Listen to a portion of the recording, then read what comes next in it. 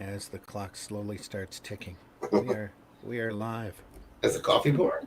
Coffee is pouring. Ah, I have delicious. it. Hello, everybody. Come on in. Have a seat. Have a seat. So I tell that to my cartooning students too much. I miss it. I haven't done it in a long Uh, time. Hey, have a seat. Draw a circle. Have a seat. I remember Randy when you did the cartooning at my son's school, and we walked in those classrooms, and those kids were like caught like in they were happy not to do work. Well, yeah. This guy's just gonna draw circles. This will be awesome. Yeah, and well, circles are important. they are we circles, and they were they were happy to see us. I remember at the end of the day, I'm not emotionally prepared for things.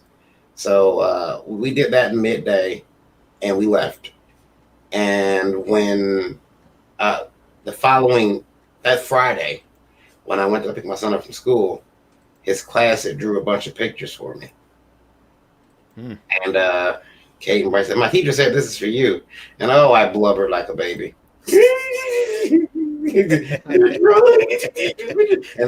And then they sent us all these folders. Everybody, because it was myself, Dreaded Dinosaur, and Randy, Mm-hmm.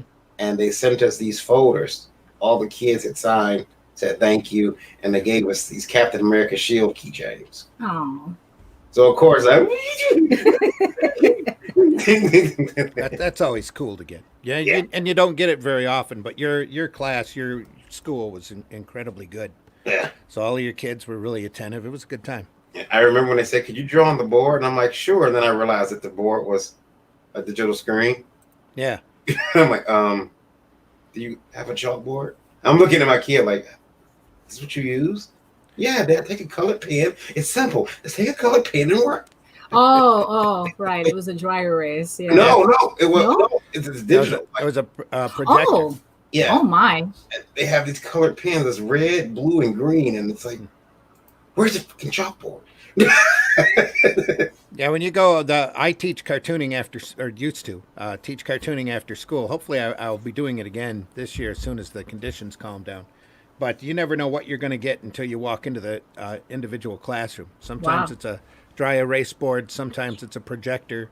Sometimes it's a really crazy overhead projector thing that's just insane. It's like using a Cintiq tablet, Yeah, Wow. that's what Really? and that's what they that have can in get every crazy. Yep.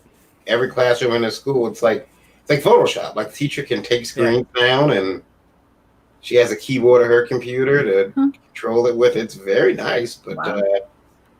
for somebody who grew up with chalk, Yeah, and I was going to say, and sometimes, especially in this area, I'm up here in the Flint area, you walk into a chalkboard. Yeah. Well, sometimes if you're lucky, maybe you'll get the projector where you have to draw on the acetate, Mhm. no, the light projector. yeah, Right. Yeah. Yeah. upside down. Yeah. Yeah. Yep. Yeah. Come on in, everybody. Have a seat. Glenn Ford says, "Hey guys." Leonicus. Trico says, "Good morning, everyone." Good morning. Good morning. And then Rebel Gaming says, "Come on in. Have a seat. There's room up front. I just made a fresh pot of coffee." Yeah. There's always room up front. Come on Yeah. in. Come on in. Want to try to send a link? Glenn says, "Go ahead, try it, Glenn. We can't guarantee what'll happen." But Yeah, there's Rebel Gaming says that coffee has no bottom. That is correct. That's my kind of coffee cup. bottomless coffee. Dreaded Dinosaur says, "Good morning, friends." Good morning. Good morning. Good Good morning, everyone. morning. Everyone knows that once again I'm doing. I'm not on screen because I'm not in my normal position. So Well, I started to do a little dummy. Have a little dummy sitting there in the chair with the hat on. mhm. But I was like, I'm not gonna go drag my Iron Man or my Superman, figure out there and just sit it there and have a Need to movie. go find one of those autopilot dolls like they had Oh, on yeah. Airplane. That would be funny. Otto. Yeah, Otto. Good morning, everybody. Come on in. Have a seat. We are live. We are live on Indie Volt Radio. We are, and I can still see the numbers because I'm turning such a way where I can still see the screen. Get your binoculars out so that you can read them from the couch. Yeah. It's a couch stream for Varian this morning. The rest of us are here, or at least I'm here. We have a special guest, and we are going to run the opening and get down to it. Come on in, everybody. As soon as I find the opening, we'll be good to go. I believe this is it. We promise Nope. we won't bite hard. Good morning, everybody. It's the Breakfast Buzz. Hang on.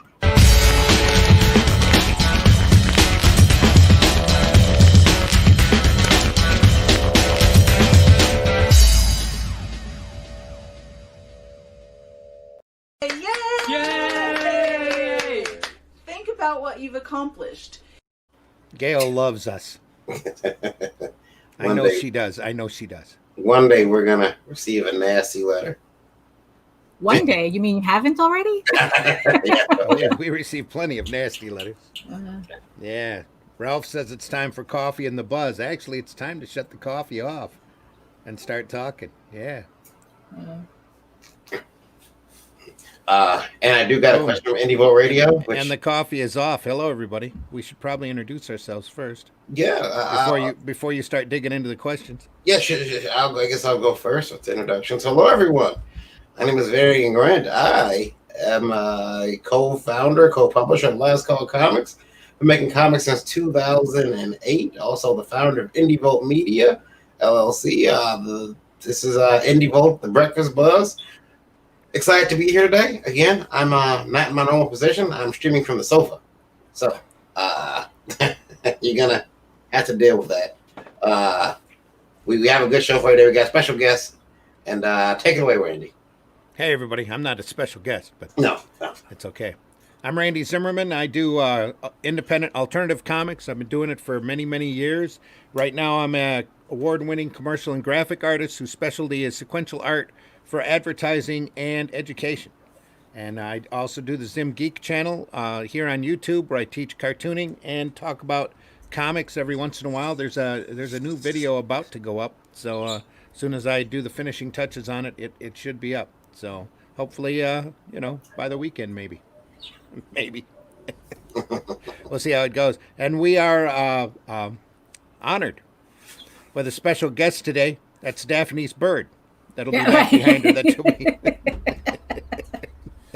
That you'll be hearing off and on. The strange noises. I'll try not to. I'll try not to get him to blow out everyone's eardrums. There you go. And he can do it. Is that what Yeah, you're saying? he can do it. He can do it. Cool. Do not check your smoke detectors. Yes. Yeah, your smoke detectors are fine for the next 2 hours. Yes. So, Mm-hmm. introduce yourself, Daphne. It's like, hi, my name is Daphne Lage, and I'm the artist of the furry/funny animal comic Tall Tales, written by J.D. Calderon, who never wakes up before 11 a.m. There you see. The series spans more than 20 issues, and you can check out my work at talltalesonline.com and at my YouTube channel at Daphne Lage Art, which I'm trying to get to 1,000 subscribers, by the way. Right now, it's jumping up and down the same 5 subscribers, so help me get to 1,000. Oh, that's cool though. Where are you at? 785. Not bad. Well, not bad. it now it's like jumping from 784 to 787. It just keeps going up, down, up, down, up, down. So trying to get it to stop doing that. Mm-hmm. YouTube will do that. Yeah. They always play with the There we with the go. numbers. And they let you get halfway there. And you're like, I'm monetized. No, I'm not. Right. Yeah. And yeah, it's like I think 1,000. Well, I'm nowhere near monetized. I don't get the amount of views, but at least like 1,000 subscribers gets me some perks. Yeah. But it's just getting to that 1,000 subscribers. Yeah, Yeah. 'Cause then you got to get the watch hours. It gets Right. Yeah. It's the watch hours that's the tricky one. My watch hours are up. My subscribers aren't. So Right. yeah. Travis Gibbs says, "Hey, you guys know you're live? Of course we do. Yes. yeah. What's up? We have a little thing up here in the corner. I did find a comic writer went live the other day from his pocket, and didn't Oh know no, Cool. it. pocket cam. The way he went live, he put his phone out on his bed, Pocket and sweet. I don't think he meant Oh, for us boy. to hear. I don't think he meant for us to hear a lot of what we heard, but it was a great moment, and Great You moment got- in podcasting. yeah, great moment, great moment, impromptu podcasting. Before we go on, I also have to I have to run the legal here. Mhm. As soon as I find it, there it is. The opinions expressed in the preceding broadcast are not necessarily those of Indie Volt Media LLC, its staff, contributors, or sponsors. Viewer discretion is advised. We don't know where these ideas come from. We are not responsible for our opinions. Yes, not responsible I'll at tell all. you too. The more medication I take and stuff, I know exactly where those opinions are coming from. I blame Pfizer. No. You can always blame the drugs, lack of coffee, and lack of vegetable juice. Yeah. Yeah. Drinking. And we Got my are V8. we are TVMA DLSV, where the V stands for very nice. Speaking of TVMA, lately, me and the wife have been catching up on seasons of Law and Order SVU, and I got to thinking the other day, well, this as a property that needs to be licensed to a comic book. Randy, can it be done? Anything can be done in comics, and more actually. But do you think? I mean, like SVU as a comic book. I mean, I know it'll probably be adults only, obviously. It's because of the subject matter. If it was SVU, Yeah. yeah, you'd have some touchy subjects. Nice, multiple. You know, I mean, you know, well, you could. I mean, if they were 30 pages, I don't know if you can get one and done stories. I guess you could, but it's time. It's time to branch out, Dick Wolf. Call me. Let's talk. He already has. I heard a review for I think it was Chicago Police. That he does. He does like 3 or 4 shows focused around Chicago now. Just like Shonda Rhimes does a bunch of shows centered around Seattle. Mhm. And I guess his police show is rather violent. He just goes where the action is. What? That would Chicago's shooting up each other up. Yeah. Sweet. Here it is. That's what it is. Chris Brawley wants us to make this post public. I just did, Chris. So everything's good. He's talking about my timeline. My timeline doesn't matter. I can make it public before we go live. As soon as I go live, they make it private. Facebook does. So I have to go back there and make it public. So. And they never show your privates to everybody. Oh, thank you, Ralph. Ralph says you're I'm killing it trying. with that artwork. Great stuff. Great stuff. Yeah. Thank you. From Indie Vote Radio, which I want to thank everybody right now. Randy, we got 23,000 listening right now on Indie Vote Radio. Only 23? Only 23,000. Come on, guys. Call your Everyone's friends and still tell them. sleeping. Yeah. Well, no, not around the world. Most of them are just having lunch. It's time for that netwittery, folks. Yeah, it's time for Time to tell your friends we're on the air, and we'll watch those numbers climb throughout the show. Randy and I will say something stupid in the next couple of minutes. I Bound to guarantee it. happen. Bound to happen. It'll be like, hey, they got a bird on this time. Yeah, from Indie Vote Radio, Randy. This one is from, I can't pronounce your name. Jaques. That would be Jackie. Jackie. Hmm? Jackie's. Okay. Well, Jackie wants to know, especially when it comes to art. When it comes to art, Jax, probably Jax. Jaqus. Ques. Ques. Yeah, that would be Oh, like Jackie. Brian Jacks, the red wall guy. No, the QU would be a K and the E would be Hardy, so it'd be Oh, Jackie. boy. Yeah, and the S is more than likely silent. Mhm. Jacques. Jackie. It's Jackie. It's Jackie. Go ahead. Sorry. Jackie wants to know, when it comes to art, where is there any particular place that you have to be to draw? He says that he can't draw any place but home. So he can't draw like, at school or at work or at a friend's house. He has to be at home. Yeah, no, yeah. That for me, I'm one of these artists that can't draw in public. It's Mm. like school was a little tough, but I had to push through it because that was a requirement. You know, we go to museums and draw and have to draw in public for the grade. But in general, yeah, I can't draw anywhere but home. I don't know. It's like I'm very uncomfortable with the attention drawing in public attracts, because especially for me, it's like it seems to attract everybody who has a unique idea for a children's book. Like all of a sudden, every rando in the street has an idea for either a comic or a children's book, and they just need to talk to you about it. Hmm. So yeah, no, so yeah, I don't do that. I don't draw in public. You know what I've started telling people? What do you tell them? There's no money in books. There's no money in books. Don't. And I get the children's book, or I get a tattoo. Yeah, the tattoo yeah, as well. Yeah, the tattoo. It's like, can you draw my tattoo? I literally had a guy offer to buy the machine so that I could practice on him, Hmm. and it's like, no. That sounds like a Rob Anderson deal right there. Yeah, it's like, A little bit of a fetish. yeah, I know. It kind of, yeah. It's like, I'll buy the machine. You can practice on me. I'm good.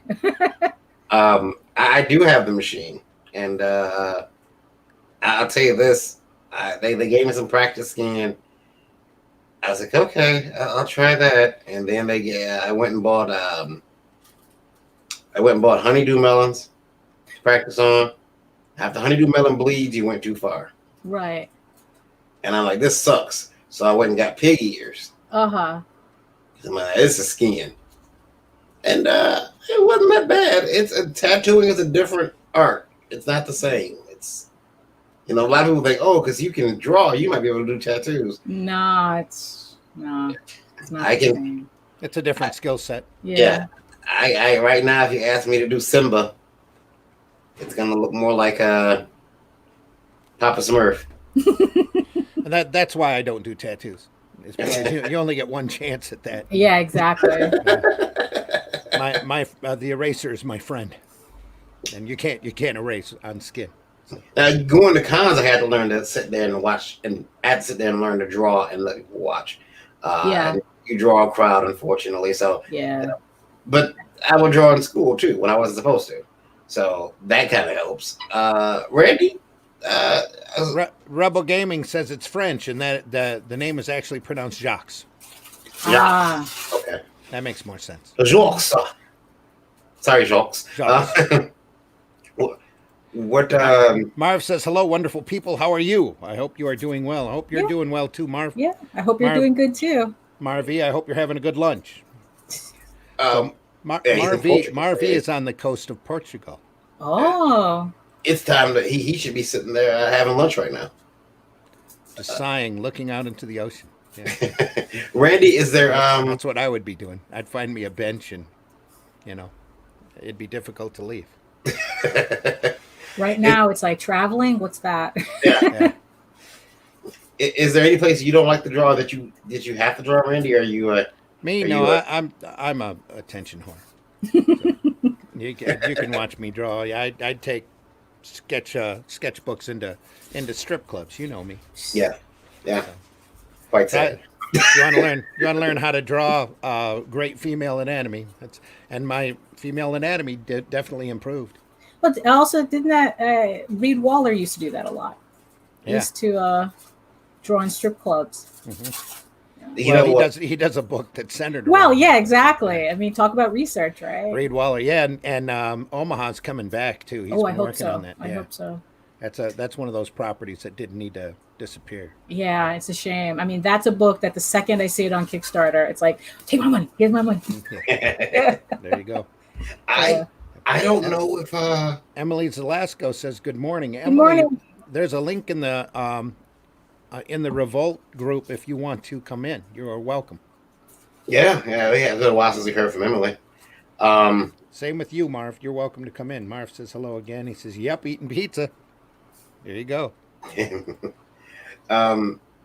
They used. I remember in one of my books, my art books, it said, "Go people watch. Go take your camera. Go to the park. Take pictures." Yeah. I'm like, you can't do that anymore.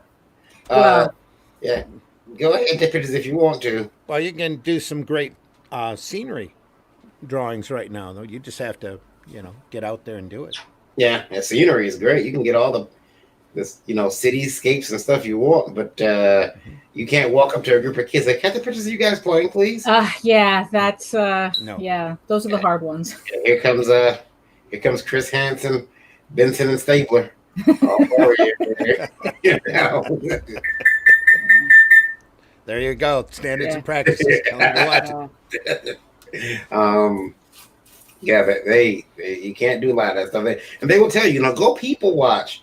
And I remember drawing, watching people, and in school especially, if I thought a girl was cute, I drew her.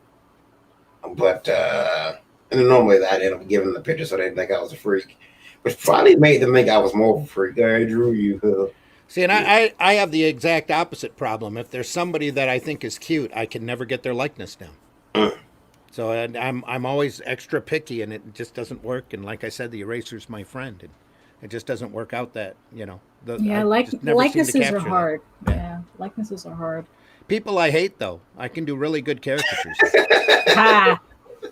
But yeah, because then do you find that you accentuate the bad things? Like if they have like a larger nose, you make it even bigger. All depends upon the job. Yeah. Yeah, if I'm doing it for pleasure, absolutely. Yeah. Yep. And the more exaggerated, the more it looks like them. So. Look at that big hook nose and those wide eyes. Yeah. Get out those frustrations. That's part of what the I had art is there for. one of my previous jobs. The people who are they were a lot younger than me, so it's like they would always do like practical jokes and pranks and stuff. I was the only one who was off limits because everyone was terrified of pissing me off and then finding drawings of them all over the place.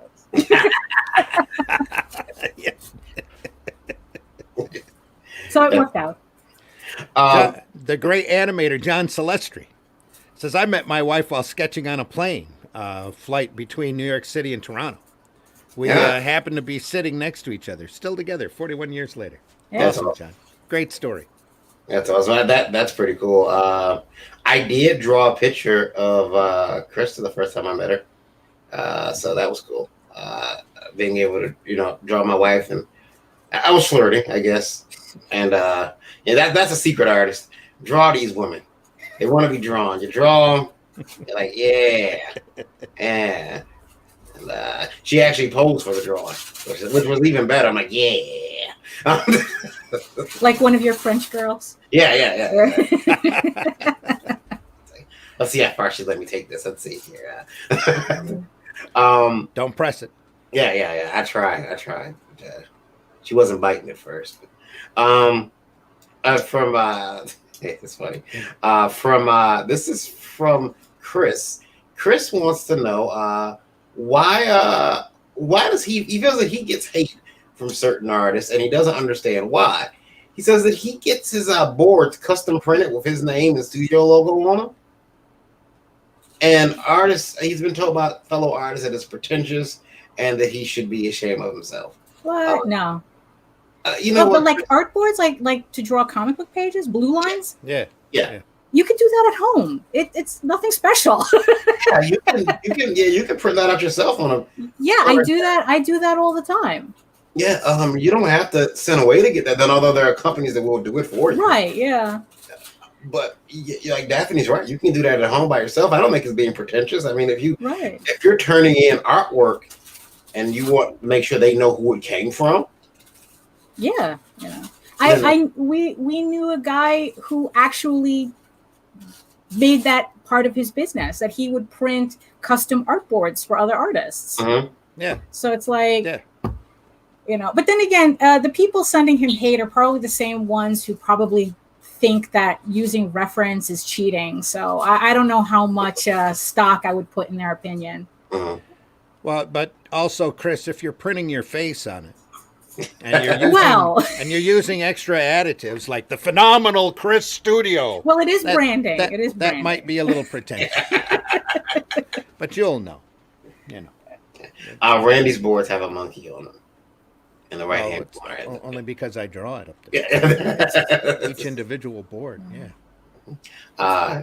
It says not for resale. Must be sold by Randy Zimmerman. But that is cool. That's I don't have to do that with my monkey art because nobody wants to buy it anyway. There's so much verbiage on it because my monkey gets talkative, like me.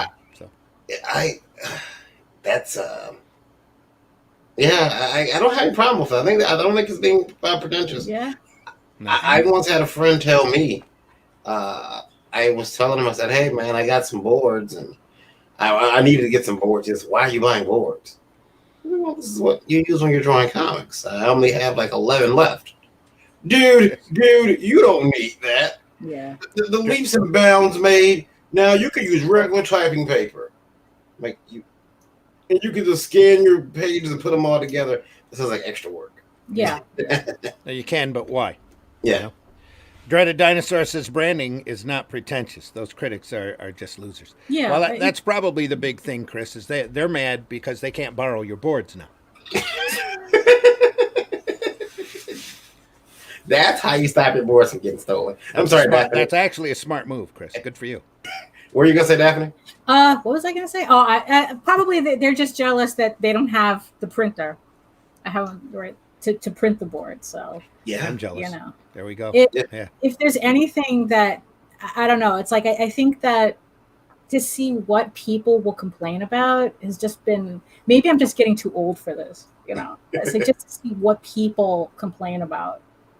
No, Now they're complaining about blue line boards. It's like, Yeah. okay. I think we're just in a more social media where everybody's more comfortable bitching. Yeah. And being negative instead of being positive. Mhm. You print those out in blue line off of your printer? Yeah, that's the Canon Pixma 100 Pro Okay. or the Pixma Pro 100, something like that. It does up to 13 by 19 sheets, and I Wow. bought it specifically just to print blue lines. Mm. So Really? at least I don't have to worry about the ink running out quickly. All right. That's pretty cool. I from Indie Vote Radio, one another question. And this one goes to this one's talking about movies. They want to know how come there's not a lot of movies based on independent comics. I'm gonna let one of you handle this question because I probably can't do it without laughing. Well, Yeah. actually, I think there is. It's just that we don't recognize it. Like, how many people knew that Atomic Blonde was a comic? All right, that's true. That's very true. A lot of people didn't know that, and it's one of the ones that honestly I don't think I own yet. Atomic Blonde? Yeah, It's an Yeah, old movie. I don't think I own that yet. But I've seen it. That's Charisse Theron, though, right? Yeah. Yeah, I'm And John a suck- Goodman. I'm a sucker for her films anyway. Yeah. You know, like even the show that she has now on Netflix, The Old Guard, that's a comic too. I ended up reading. So I don't think that it's not that there isn't independent comics being made into movies and TV shows, it's just we don't recognize them. Right. Oh, you also have the cynical answer, and that is that Hollywood is lazy as all get out. Huh. And, Well, that too. Most of the time, they're not looking for projects unless it's right under their nose. And a lot of times, those projects come from their kids bringing the comic Yeah. over and going, "Hey, I really like this," and the guy and the producer, director, whoever reads it and goes, "Oh, well, maybe I'd make a good movie."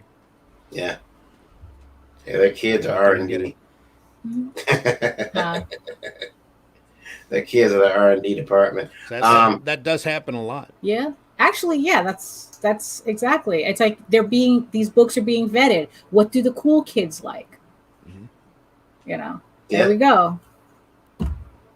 Another question here, and this is from Ray. And Ray says that he spent the last 10 years learning hand lettering from his grandfather and grandmother who worked at Marvel. Yes. And well, not the last 10, the last 20 years working. But he says in the last 10 years, he's been unable to apply his trade. He wants to know if hand lettering is dead. I mean, I only know one guy who's a professional letterer, and he's retired. So take that Is that for what you Tom? will. Tom? And huh? Tom? No. It was Dave Cooper. Okay. Yeah, he used to be a professional letterer.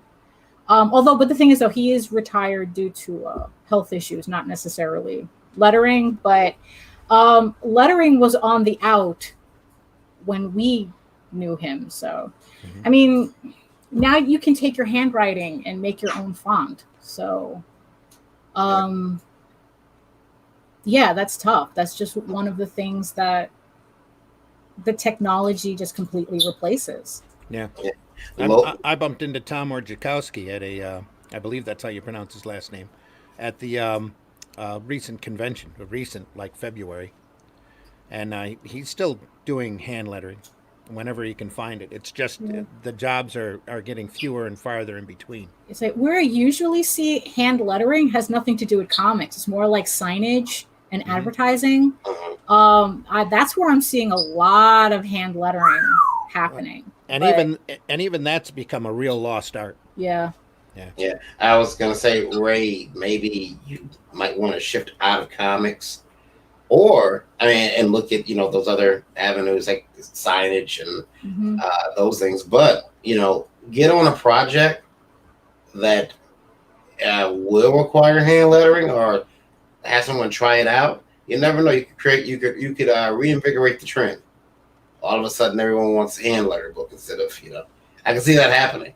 well, yeah. Considering that, yeah, I've seen some pushback Mhm. on like the standard comic fonts. Mhm. But again, it's like, oh, it's they just go into making a more handwritten looking font to Mhm. replace it. So Mm-hmm. I don't know if actual hand lettering is would be a thing.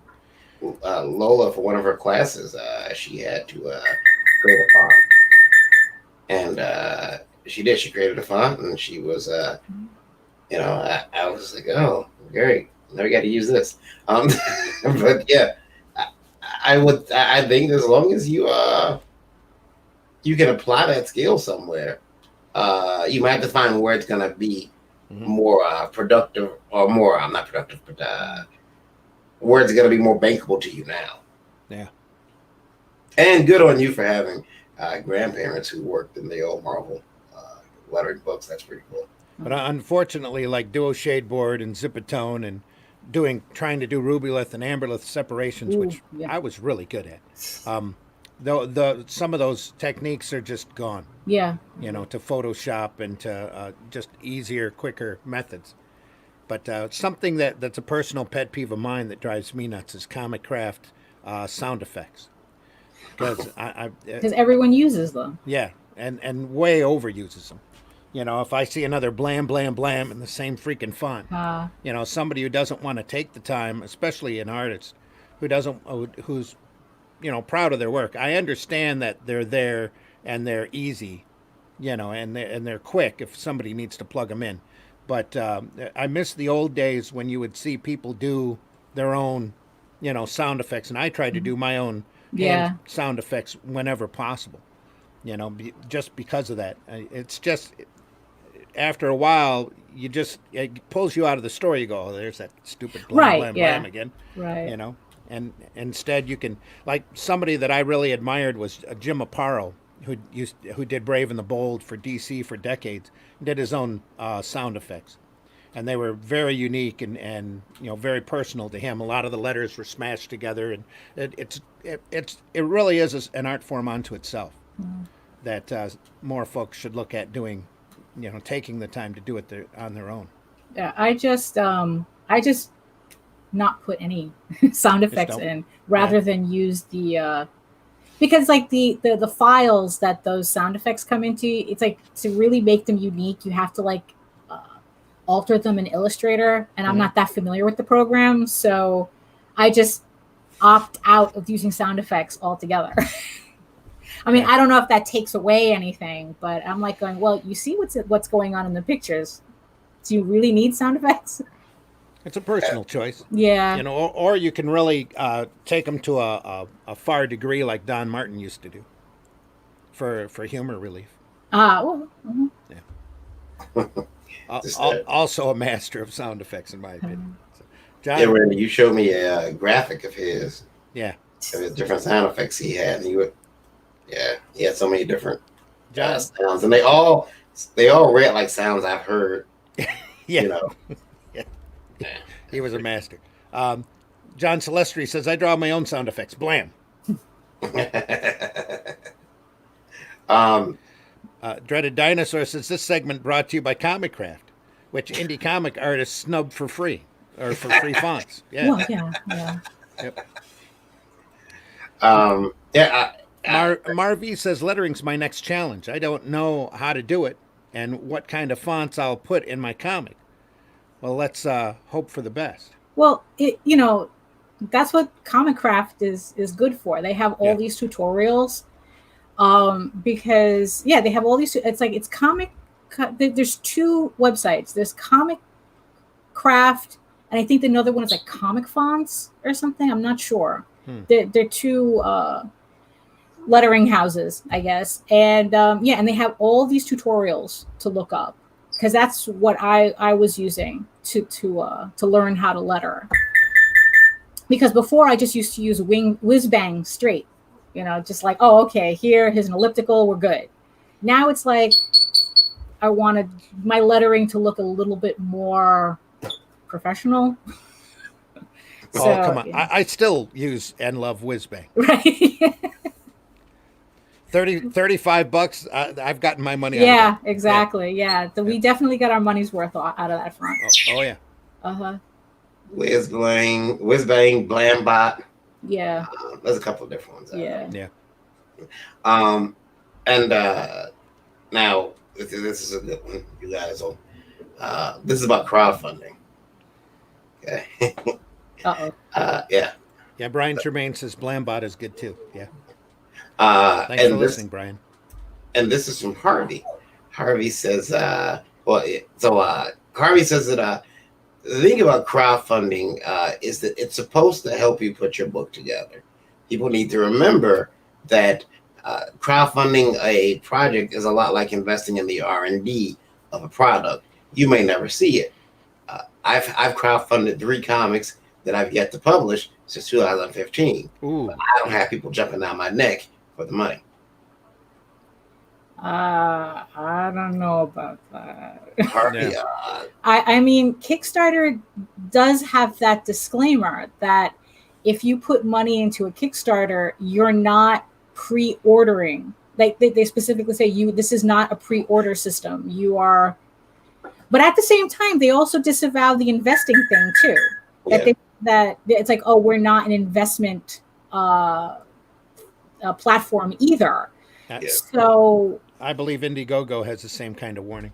Yeah, so the thing is though, if I put money into a Kickstarter, I still expect it, to get whatever it is I'm supposed to be getting at the end of it. But also at the same time, that's why I completely avoid like tech Kickstarters and like game Kickstarters. At least comics, I think, has like a 60 to 80% completion rate. Yeah. So I know I can trust that, but there's a lot of Kickstarters I do avoid because I question whether they're even going to even deliver on the product.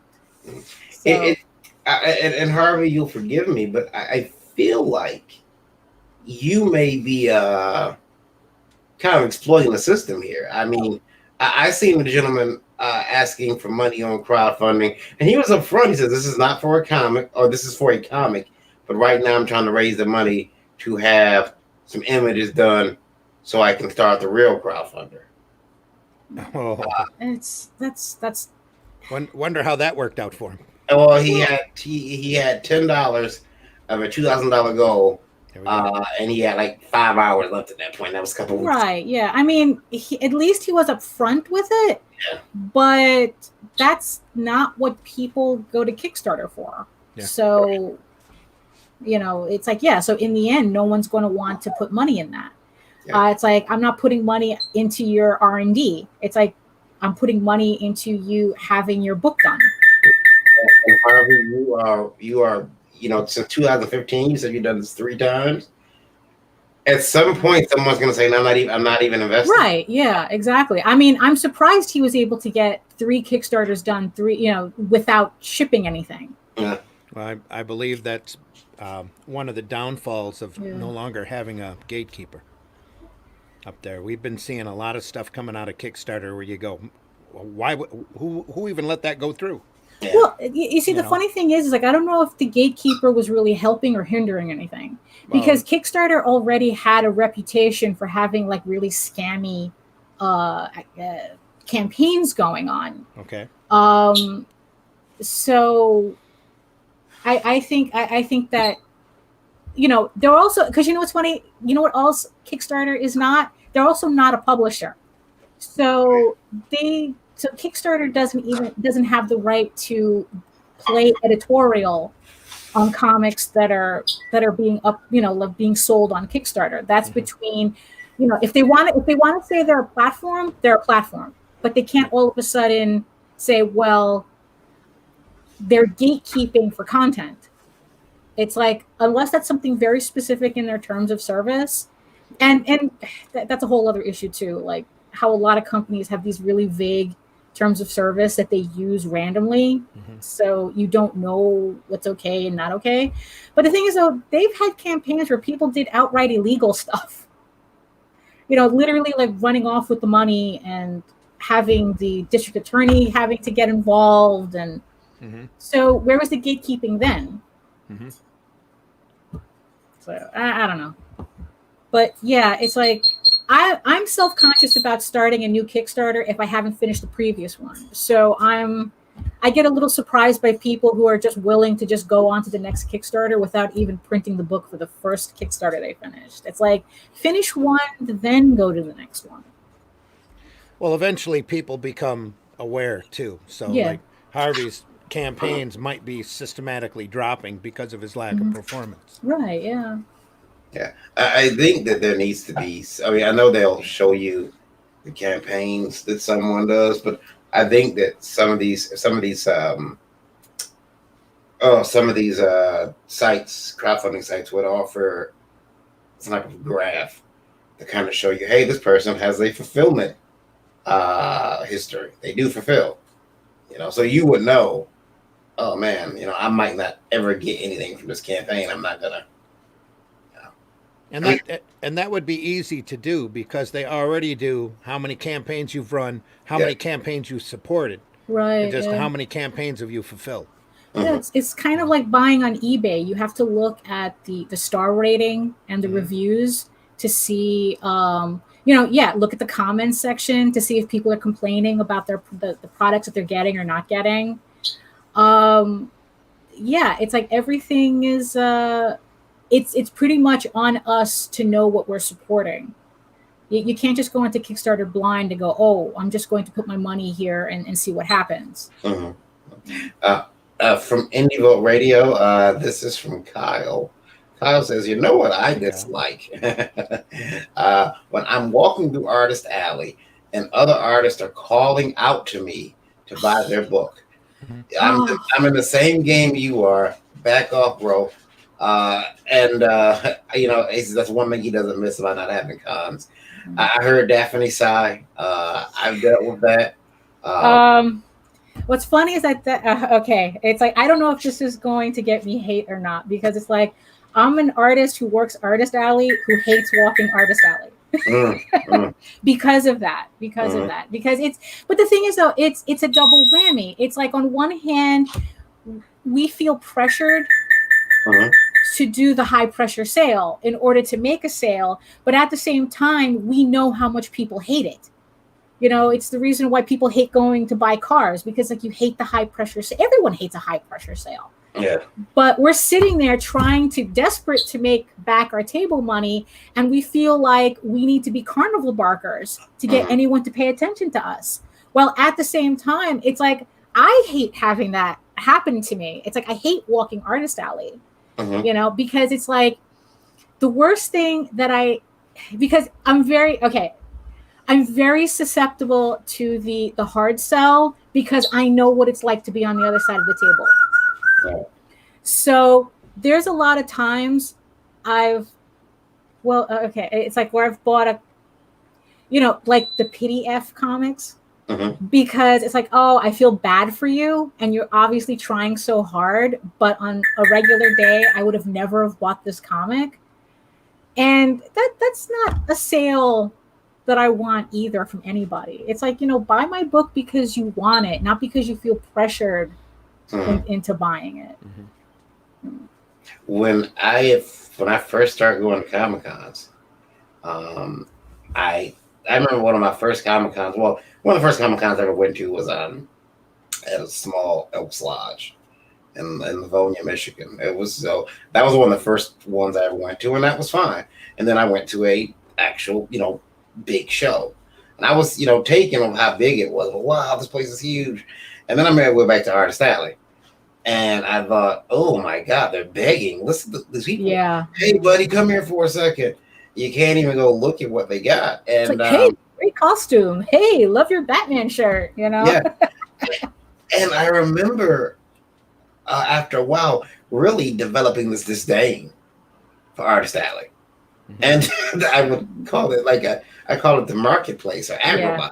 I would call it agribot because you're walking through there, people are like, hey, come look at my book. And it gets really annoying. And I'm also, like Kyle here said, walking through, if you're an artist or another creator, you're walking through, look at my wristband. Like, I always look at a person's wristband or see what type of badge they're wearing before I try to, hey, how you doing? I find that if I get a creator at my table, I want to know how the show's going for them. So I'll ask them, how's it going for you? Where you at? and believe it or not, that'll break a lot of ice. Mm-hmm. And they might actually buy your book then, because they're like, that's usually what I see too. Yeah, I want to see if you got a green wrist, like a Wizard World. If you got a silver wristband like me, there's no use in me trying to sell you my book. You're in the same game I am. Yeah. Now, somebody who goes to Artist Alley tossing out a lot of money, Spencer Zimmerman. He buys everything at Artist Alley. Who, me? No. Yeah. No. How do you feel about that, Randy? Have you been sold in Artist Alley? Has someone ever, hey, come over here, sir, look at my book? I've been hawked at before, yeah, but that's, it really doesn't bother me so much because I know it's part of the game. Mm-hmm. Now, when somebody's standing in the aisle and blocking me in order to try to sell me something, that ticks me off. Mm-hmm. If somebody's playing music that's too loud, right, that's really aggravating. That'll tick me off, and it doesn't matter what genre of music it is. But I was reminded of that because Brian Langley, thanks for listening, Brian, pointed out, anybody see Brian Paluto's Kickstarter last night? Holy moly. What, he made $1 million in 8 hours? At least probably a quarter million, because that's the way Brian works. But he's got it down to a great system. But right, I mean, there was a time when he was at. Yeah. I was going to say there were times at shows that he'd have a boombox running super loud that we were all like, dude, just calm it down. Right. Marvie says, thank you so much for the tips, Daphne. Well, I got to get back to work. Be safe and keep rocking. Thank you. Glad to help. Yeah. We'll see you, Marvie. That was about 10 minutes ago, so he's probably back already working. John's drawing graphically pleasing dialogue balloons is a lost art. See Walt Kelly's Pogo. Absolutely. Yeah, me and JD were having that conversation the other day. We were debating like what a good word balloon is, and it's like, yeah, you have like, yes, because I mean, I just usually use the ellipses or like the template that comes with the Comic Craft. I don't know. I don't remember where I got the template from. And I just use that. I kind of, all I want is like just enough space so that I could read the lettering. But yeah, I understand what he says about aesthetically pleasing. And the cool thing about Walt Kelly's Pogo is he would use different fonts for different characters at times too, in order to get, for you to read it mentally differently. So. He's, And, he's really and, good at that. and good on you for debating with JD. I've tried. I didn't win. It's tough. Yeah, It's a challenge, but yeah, keeps you on your toes. yeah.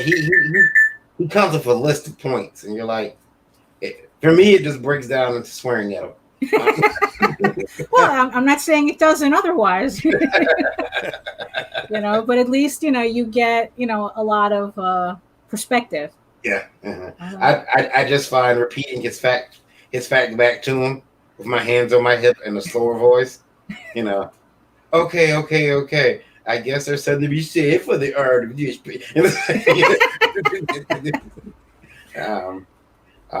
We were joking about someone wrote in a question about the birthplace of comics, or the real home of comics, and we got a question back from that, and it's odd. It's a good thing that you're on. This is someone named Brian who wrote and said, I know that you guys said the birthplace of comics and the home of comics is New York, but I beg to disagree. The home of comics is Seattle. Well, alternative comics, I would think. What made him think that? I don't know. He's obviously from Seattle. Because actually, it's like, isn't California like the birthplace of underground? Like, there's like so many. Like, it depends on what kind of comics you're talking about. That's I would think true. as to where the birthplace is. And the cool thing about undergrounds is they would have never really have come into prominence if it wasn't for Harvey Kurtzman and help. And Harvey came from EC Comics, which came from New York. Right. So it's really spread out. But Yeah. I honestly don't know of any connections that Seattle has to a birthplace of comics. Right. Yeah. No, I mean, like, Seattle is what I hear. Like, it's the center of a lot of alternative comics now, but not only because it's cheaper to move there, I guess. Yeah, I'm sorry. The bird doesn't I'm agree. sorry. He's distracting. The bird is making editorial comments. Yes, that's what he does. Yes. And that's fine. I'm not aware of Portland. I know Dark Horse is from Portland, I believe. Right. But But Seattle, that's like the extent of it. I don't know. Yeah.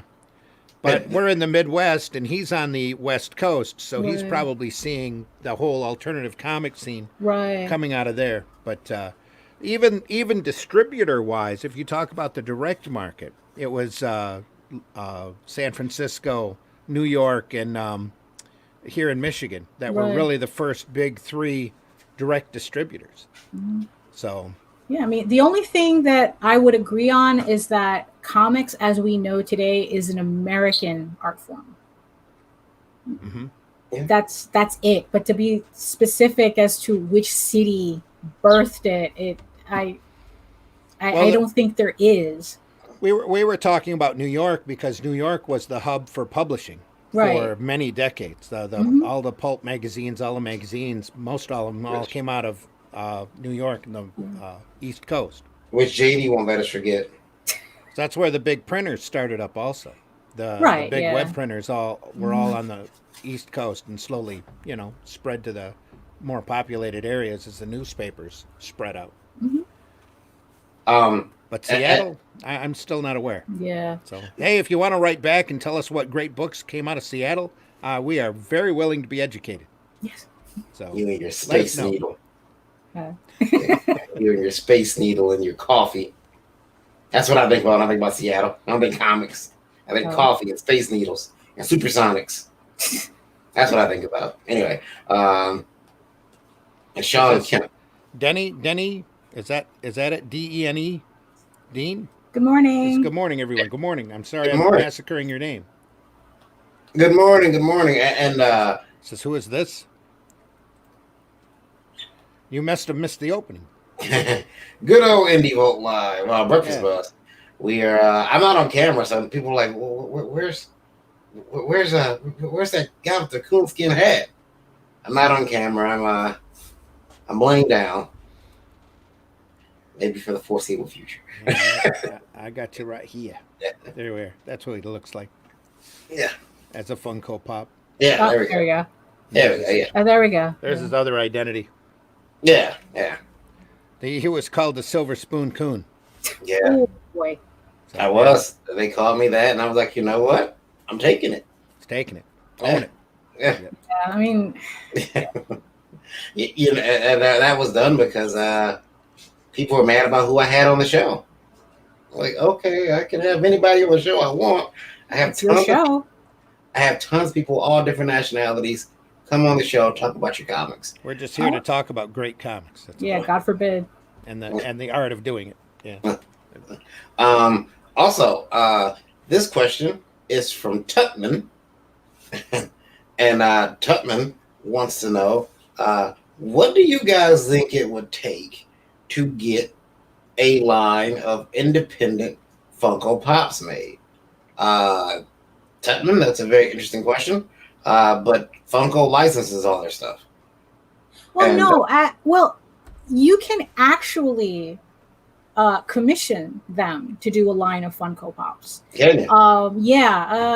It's just that it just depends on whether you're willing to pay for it. Yeah, that's because because I learned this because there's a fountain in Singapore with a lion. It's like a lionfish. Mhm. It's literally a lion head attached to a fish. And this is like a famous fountain. And this fountain has its own Funko Pop. Really? And that's where I found out. That's like, it's like you can commission Funko to do pops for you, exclusive pops. It's just whether you want to pay for them or not. I mean, the volume must be incredible that you need to commission that, though. Probably all depends on how much you want to pay per unit. Right. The more you get, the more your per unit price is going to drop. Because there was a documentary where they said that they can go from design to production in 2 weeks. So, they have that part down as to a science, but it's all about paying for it. Yeah, well, look at all the different Funko Pops that are out there already. Mm-hmm. So Yeah. Yep. Yeah, there's a lot. There's a lot. Jump in and out of production on different things. Right. Yeah. So it is possible. It's whether we have the money for our respective pops to pay for it. Yeah. And last question we have from Indie Vote Radio is from Peter, and Peter has a very sad situation. Very sad. Uh-oh. Peter says, "Hey guys, I'm gonna withhold some information here because I may have to go legal, but one of my local cons is not having their event because of the current pandemic. The beer bug, yeah. Which is fine. However, they aren't offering refunds. Mm-hmm. They said that our money will go toward a convention for the previous year. I'm sorry, he said upcoming year. Yeah. Upcoming year. But here's the catch, guys. The convention center is closing for a year to renovate. So it's 2 years up the line. Yeah. Well, unless that convention finds another location for next year. Well, then that's the thing. Peter says he's reached out to convention staff, and they told him that the promoter of the show, the owner of the show, is actually pulling up stakes this fall and heading out west. It might be time to involve legal. Yeah, that sounds shady. Yeah. Because it's like they're running on the well. All we have to do is hold a show next year. Whether you can actually attend it, whether it's actually feasible for you to attend it is not our problem. Which is shady. I mean, I know that some conventions, they literally had to wait for the state to come in and close down venues for COVID, for insurance to kick in, for them to offer refunds. So I can understand at some point they couldn't offer refunds because insurance goes, no, technically we're still open, so you can still run your convention, regardless of whether it's safe or not. But that last part sounds really shady. Yeah. And Daphne, you bring up a good point about the insurance. Now, these conventions and the promoters, when they book these shows, some of them are told they have to have an insurance rider or an insurance carrier for their shows. A lot of these insurance companies for these shows were just making money hand over fist. this is probably the first time they've had to pay out. Oh yeah, yeah. Do you think next year, if we do have conventions next year, these insurance providers for conventions are gonna raise their prices? 'Cause Oh, absolutely, when they absolutely. when they raise their prices, the promoter has to raise their prices, and in the end, we get screwed. Well, it's kind of like what I was seeing with hurricanes, Mhm. especially after Hurricane Sandy here in New York. It's like now you can't even, like, if the insurance adjuster even smells salt water, they say, "Oh, we can't insure your house." Mm. And I think it's going to be the same thing here, where it's like not only are the premiums are going to go up, but they're probably most likely going to have an act of God writer. They probably have one already, but they're going to add pandemic to it, saying it's like, well, we don't cover you in case of pandemic. So the insurance are just going to try to wiggle their way out of being responsible, because they make money off of you not using it. Right. So that's what I see happening. That coming next year or whatnot, whenever people have to, I guess, like update their insurance, it's going to be like, oh, we don't cover foreclosures due to pandemic. Man, it's an interesting year. Peter, it might be time, like Randy said, get yourself a lawyer and try to get your money back, especially if you don't think they're gonna have if you don't have faith that they're gonna. I mean, it depends on how much money. He said his booth space there is 1,200. So. Yeah, I would think it'd be time at least for a face-to-face with the convention organizer or for the main guy. Don't go on a word of mouth. Yeah. If you have to, take the guy to lunch, ask him how things are going, and tell him that if he's taken off in 3 months, you don't think that's very fair, and that you need a refund off your booth space. Yeah. Right. I mean, also he has to go back and read the contract. Yeah. Make sure that there isn't any squiggly words in there that the convention can use to opt out. Yeah, and also sometimes, I mean, for $1,200, it's like sometimes getting a lawyer is more expensive than that. So yeah. it depends on how bad you want to fight it. Yeah. Because he could say, your contract could very well say that, let's just say the convention's called StarCon. Right. Oh yeah, we're putting your money toward the next StarCon. They never physically said where StarCon has to be. Right. Yeah. So, or when. Yeah, or when. Yeah, when or where. So he could have to have StarCon if, let's say, Peter here is in Texas, and the promoter of the show decides to move up to Michigan and have StarCon. He did have a show. Your money went there. You didn't show up. Right. Yeah. Even though you only signed up for StarCon because it was local. Yeah. That would be low. Yeah. That would be low. Yeah. And then I'm sorry, I did lie. One last question. Indie Vote Radio, and this one is from Mark. Mark says, guys, what do you do when you and your artist are having a dispute and they no longer want to work with you? What do you do? That's from Mark. Mark situation. He did elaborate a little bit more. I'll paraphrase. Him and his artist are having a falling out. They've had a falling out, and now the artist is refusing. It's a Kickstarter campaign. Is refusing to turn over any more pages or anything else. What should he do? Well, it might be time to cut bait, and just stop the Kickstarter, refund everybody's money, and go on your merry way.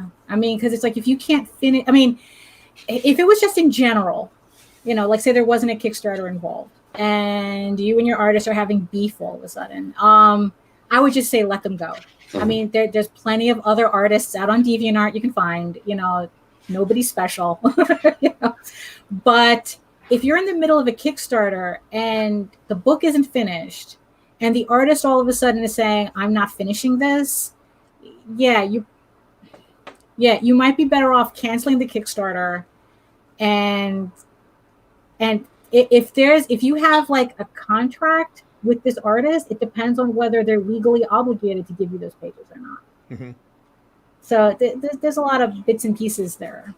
Um, yeah, I think it just depends on whether the artist is legally obligated to give you those pages. But even then, you don't want to mess up a Kickstarter because of that. Because that I remember that happening to another artist where something similar like that happened, and it took the guy like 4 years to finish the book to try to make up for what the artist, I guess, like took away from him. He had to do the book all over again.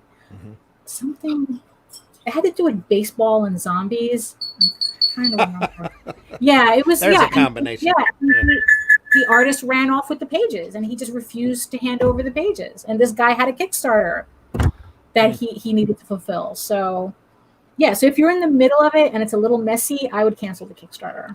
Not getting along with your artist is really a touchy situation. Yeah, yeah. But again, here's another example of not doing a campaign until everything Yeah. is in house. Mm-hmm. If everything was there, everything Right. was done and handy, no complaints. Boom, Kickstarter's done. And then if you're arguing with your artist, you just after the Kickstarter's over, you pay him whatever you're contracted to pay him, send him on his way. Yeah. But how much easier would that situation have been if everything was already done and then you did the Kickstarter? Right. Yeah. You know? Because also you kind of skip, like, I don't know if this might be the issue, but it's like it depends if the Kickstarter is doing a little bit better than they're expecting, and the artist is kind of like, oh, I undersold myself, Yeah. Mhm. So it's like if the comic was all done and everyone was all paid, and Mhm. then that wouldn't, like, I don't know if that's the issue. I mean, it could be, but I'm just assuming. So You hear all these Even these still, there's a lot of lessons to be pulled from Yeah. this. hmm you hear all these things about why, like you and your artist fell out. Okay, is this a situation that can be rectified? Did are your teams facing each other? I actually heard of two guys actually not speaking while their teams were in the World Cup against each other. Hmm. The favorite I can believe Oh it. yeah. they didn't speak, Soccer is serious. yeah, Look at what happened to El Nolan. yeah. He was in the middle of a work with a campaign, and his writer got busted for having the wrong pictures on his computer. Yeah. So the cops come in, took all of his electronic equipment as well. Yeah. Swiped it on up and told him, "See you later." Yep. Just Which crazy. is when that type of thing happens. I mean, you got to be careful who you're doing business with and who you do business for. A lot of people get raided just because who they done business with in the past.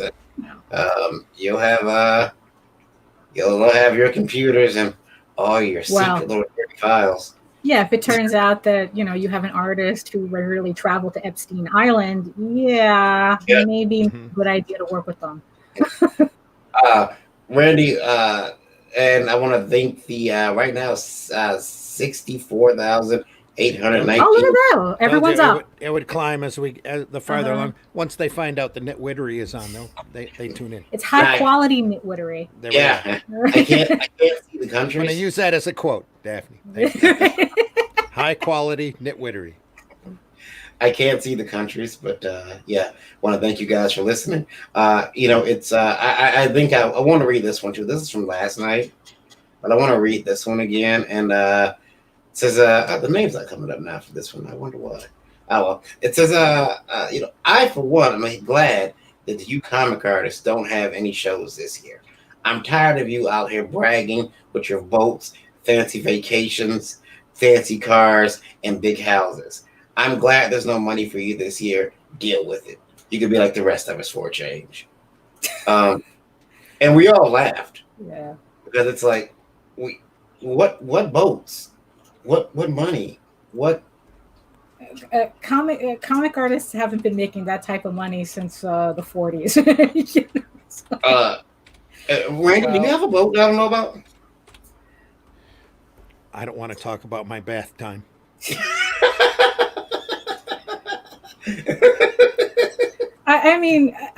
I can't tell if this person I is take the being fib. sarcastic or or they actually believe that we're just rolling in money. I mean, would be nice. Honestly, I would have liked if he's being serious. I would have liked it to be true. Yeah, when you like to worry about your boat payment, Right? Yeah, it's like that when that's the worst thing. It's like, oh, I got to go to this convention because my boat payment is due. Sure. We call that a happy problem. Yeah, exactly. yeah, Yeah. I don't. I mean, like these are fancy cars and vacations. Fancy cars. Well, yeah. I'll tell you nowadays with some of these crowdfunders, the way that they're pulling down. Well, if you're Todd depending upon who you are. McFarlane, Yeah, yeah. Well, there. I Right, if haven't you're- seen Todd McFarlane boast about anything since his baseball collection became non-official. right? Yeah. Oh, I gotta look that up. Yeah. Oh, that's a we could tell that story. Okay. That's urban legend, or it might be urban legend, but from the way I understand it, he was out buying the winning baseballs every time somebody hit a Right. I remember that. a record. Yeah. The problem is all of those people he was buying their baseballs from all got busted for steroids. So Oh, the Major League s- Baseball does not even want to admit and has negated all of those that whole records. right. That's ridiculous. So he's got three balls at least that he's paid 10 million or more for. Right. That's That. Oh, I see. Okay. I mean, I sitting in a guess that case. that makes sense. I mean, the whole roided up athletes is a whole Yeah. other conversation. Whole Right. different point in history. You know, Yeah. nowadays it's like, we got other problems to worry Right. about. Yeah. You can't even see baseball most of the. Well, you can't go and see it in person. Well, right now there's nothing going on. Yeah. So.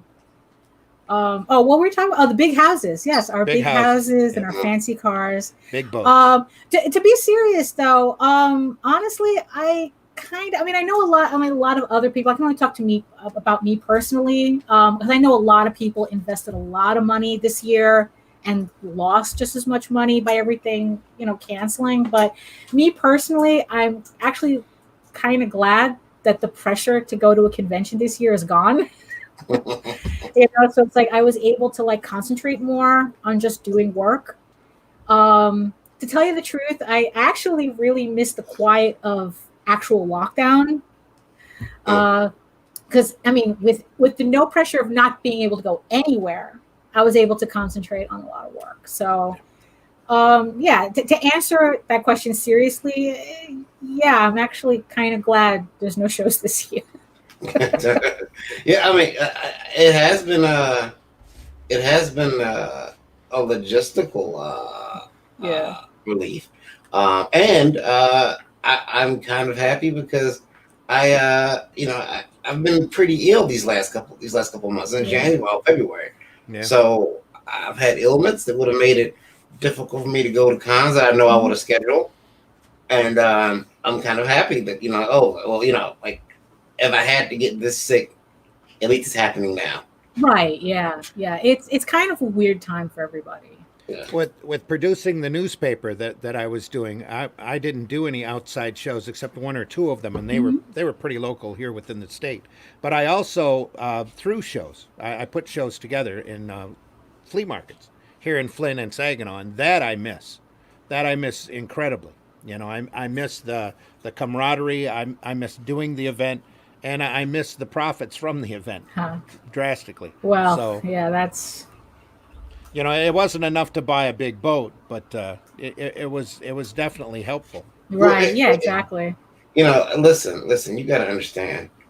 Daphne has to pay for her Manhattan loft. Oh, yeah, Yeah. sure.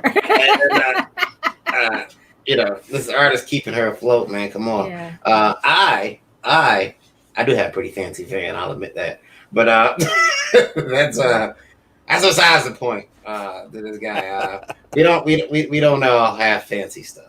Yeah, no, it's I don't know where he's been. I mean, Yeah. I That's guess why I if got a you're sheet just- up. Yeah, so you can't exactly, see all my right. fancy stuff, my collage of long boxes. That's what it is. Yeah, I mean, yeah, I don't. I mean, if he's comparing us to Todd McFarlane and Brian Polito and whoever else is making bank on Kickstarter, it's like you're looking in the wrong place. Yeah, Hopefully that was a sarcastic remark. I hope so too. I hope so. those guys are. They're okay. Trust me, they got so many millions backed up. Oh, They yeah. cannot come back for 4 years. They'll be Oh, yeah. fine. Yeah. Yeah. They're not the ones that really do shows either. No. I mean, them Well, doing Brian a show Polito is does. doesn't rare he? and few and far between. Yeah, Brian does, but Brian's a hustler. Yeah, you he know? is. Yeah, I know. He's always. Brian's the kind of example that all of us should, be looking at as far Yeah. as crowdfunding and Yeah. convention going and always pushing. I and mean, always it's like, moving, yeah, it's kind of easy to kind of, goof on him because, it's Lady Death, Mhm. he's selling titty books. But it's like, he's been at this for a while. I mean, I remember him from when I started going to conventions. I mean, Yeah, it's like whatever success he has now, he earned it. Yeah. So it doesn't matter, that it's Lady Death. I mean, he almost lost that character. yeah. So, good for him. And I'm pretty sure he doesn't have Evil Ernie at the moment. No, he doesn't. Yeah. That it was Yeah. actually a friend who bought the license to Lady Death and gave it to him. Oh, that's sweet. Yeah. Yeah. But Evil Ernie is lost into the ether. That's really messed up because I've always liked that character. As a matter of fact, I got a Evil Ernie action figure a couple Oh. weeks ago, and because I'm like, hey, I don't have this figure, I'll buy it. It's probably still in the second Charles bag, wherever that's at. Anyway, We should- Randy, should what time probably- are we at? we're at 1:16. We should probably go through the comments really quick. Sure. Brian Germain says, I would hop on, but my coffee hasn't kicked in yet. Yeah. Then talking about the previous situation, he says, just let him go. That says, find a new artist. Mhm. Says, unless there's big money, a legal pursuit is almost frivolous. Yeah. Brian has his own printing company. He's dealt with a lot of, a publishing company, I should say. He's dealt with a lot of artists over the year. He also says most Kickstarter pros agree your project should be at least 85 to 90% complete Oh, yeah. Yeah. before even running a Kickstarter. That's very true. Says I shared it all over Facebook as well. I'm not sure exactly what that meant, but that's cool. Share away. A Dreaded Dinosaur's I got fat stacks from IHOP. Delicious fat stacks. Delicious fat stacks. Yeah. Brian Germain also says my whole year has been a vacation in parentheses. Vacation. Yeah. That the quotes are important. Yeah, I don't mind the quarantine. I just mind being told what to do. But that's part of my nature. So that's why I do independent comics and don't play it all well with others. So Pops Van Zant says good morning, Indy Volt. Morning. Good morning, Pops. Morning, Pops. Hope you're doing well. And Pops is currently under quarantine. Ooh. So he should be coming out of that here pretty quick, aren't you, Pops? Hopefully. Oh, He had hopefully- he had somebody in his hopefully family it's that popped mild. up. It was as mild as it comes. Hasn't felt a thing apparently. It definitely hasn't kept him from promoting stuff. Oh, no. That's good. I looked at Brian Polito's Kickstarter that he did yesterday. 202,000. Actually, 203,000. It just jumped with 1,102 backers. 29 days to go. So good on him. Exactly. And again, that's Lady Death, Treacherous Infamy, #1. I love his titles. I really do. Treacherous infamy. Treacherous Infamy. Yeah, They're, that sounds. They're Sounds metal. like- They're metal album covers. Well, that's Lady Death all over, though. I was gonna say that kind of sounds like a Scorsese film. And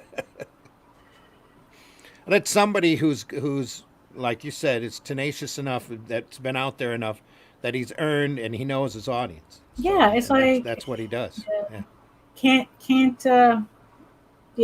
can't say anything about that. And if you go back on his Kickstarter record, you've seen where he's learned and how he's stepping up, just like going up a ladder. That the more fans that he's garnering, the more he knows now how to market. He knows how to excite his fan base, and boom, here's 1,000 backers in less than a day. Right. Yeah. You know, That's the hard part. that's the well earned part. Yeah. Ooh, That's what it is. oh, got a spicy question here from Josh. Pop says I've been getting LD homage covers forever. Homage. LD. Lady Death. That's it. Oh. I've got to decipher the lingo. Right. I've been getting Lady Death homage covers forever, but wasn't impressed this time. Can't Okay. can't win them all. Mhm. Can't win them all. Josh W. from he wrote in, and this is we have a lady on the show, sir. But okay, Oh, yeah, well, hang on, Daphne. yeah. Uh-oh. He says, You might "Hey, want to plug your ears. yeah, plug your ears, Daphne." We get some lurid. We'll see. It's like, I've done my fair share of porn comics. Maybe I can handle it.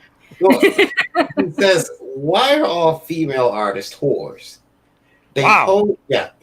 They pose next to their drawing wearing seductive clothing, with their body in a model position, like, because I'm not sure if he's speaking English or But I in know a it's not. model position, toe pointed, hips out, chest out, what they're drawing. It's not about the drawing; it's about them.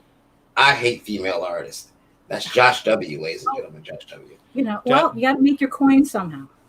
Um, I don't think Josh has been to a convention in the last 10 right. years. Well, it's because it's like if we're going to talk generally, it's because you guys keep falling for it.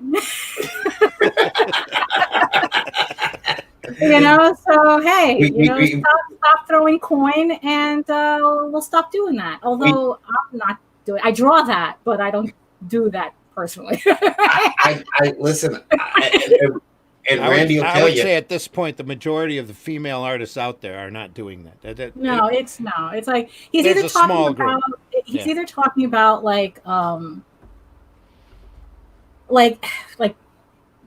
artists trying to booth babe their own books. Because I've seen that, but it's like look, it's you know what, if it didn't work they wouldn't be doing it. It's like it's not something I'm happy to see people do either. It's like the low cut shirts and look at my comic, and it's like, oh really? I'll tell you, I forgave an egregious artistic offender the other day based on the fact that she was doing that with some of her paintings, and I sent it to Randy. I'm like, all is forgiven.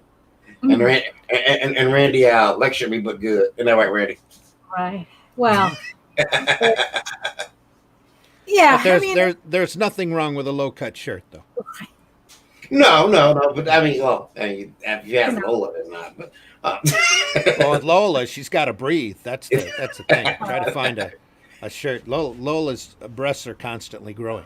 yeah, but I can assure you, not every female artist is doing that. Mm-hmm.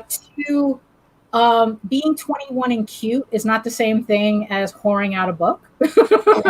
Yeah. And it's like, look, it's like that sounds more like a you problem than a me problem. So yeah. I mean, and to say all female artists are whores, that's a little harsh. yeah, so it's like, okay, well then don't worry about it. If you're not buying their books, don't worry about it. I'm laughing at the chat because Emily Zelasco asked, "Is that how you get the boat?" Oh, it actually connects to the Yeah. She connected the dots. That's how you get the boat. That must be. We're just Uncle Scrooging it into Yeah. all the coins. Now we know how they get the boat. Exactly. Thanks for that, Emily. That was awesome. William Yeah. Samuel Quinton says Brian has fantastic processes. Talking about Brian Polito again. His fulfillment is pretty much flawless. Great example on how to make things work. Absolutely. Very true. Instead of hating on people, learn from them. Yes, that's the whole key here. Granted, it's like I have to remind myself of that a lot of times, but in the end, it's like that's if someone's successful, it's because they're doing something you're not. Yeah. And that you can learn from. Yeah. And adapt to your own style. Not sure what that dude is saying. Oh, Eh. hi, Pops. like that other country, like that old. O'Brien wants to know which female artists are these. Apparently, he's planning his next year's convention schedule. Like the old safety course, you say you can learn a lot from a dummy. There you go. Yep. Yeah, you can learn a lot. You can take someone who doesn't know what they're doing and learn from them because they are you learn what not to do.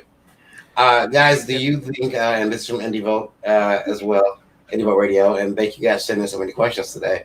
Do you guys think that eventually Image Comics will go pencils down Have they? I don't. Did they go pencils down during this? I'm waiting for yes. Eric Stevenson made a statement that his people were down. I believe. I'm waiting to hear back from any of these publishers that they've gone to pencils up. That's the scary thing. Mhm. You know, you hear about Valiant getting rid of their New York offices and IDW changing publishers like they changed their pants.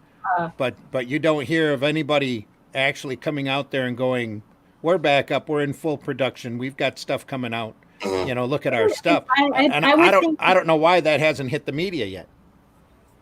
because until Marvel or DC completely go under, the rest of it is just we're not you know if it's not DC or Marvel, nobody wants to hear about it Well, in the I mainstream. Well, yeah, but it's up to you would think it would be up to these comic media sites to make it their business to go out there and, Rich Johnston is so happy to jump on DC having a bloodbath, but they're not out there talking about any of the positive stuff that's happening or out there looking for anything Because positive. Things are dying. Things are dying. Oh no, things are dying. things have been dying for decades. Yes. It's- Yeah, yeah. It's And a lot of that is the system that keeps feeding into the same demographic, the same thing over and over and over again. People get tired of having the same thing over and over But again. I'm a little surprised that Image is on shaky ground. I mean, they're more of an independent publisher than Well, Image as a company isn't on shaky ground because they don't lose money on anything they print, right. Yeah. except for in extreme circumstances, Mhm. because their creators cover all the costs. Right. So that's why I'm a little surprised at the thought that Image, like, yeah, maybe individual creators, but that's always. Eric Stevenson kicked out a statement just as the pandemic was going on, saying that they were cutting back drastically on the stuff because because of the distribution problems. But Right. everybody is trying to get back to a new normal, and Diamond is back up running again. None of these other publishers are coming up and going that we're back up and running again. All you're hearing is all the negative stuff that's suddenly popping up. It's obvious IDW is having some serious problems. It's obvious that Valiant is doing some super serious cutbacks.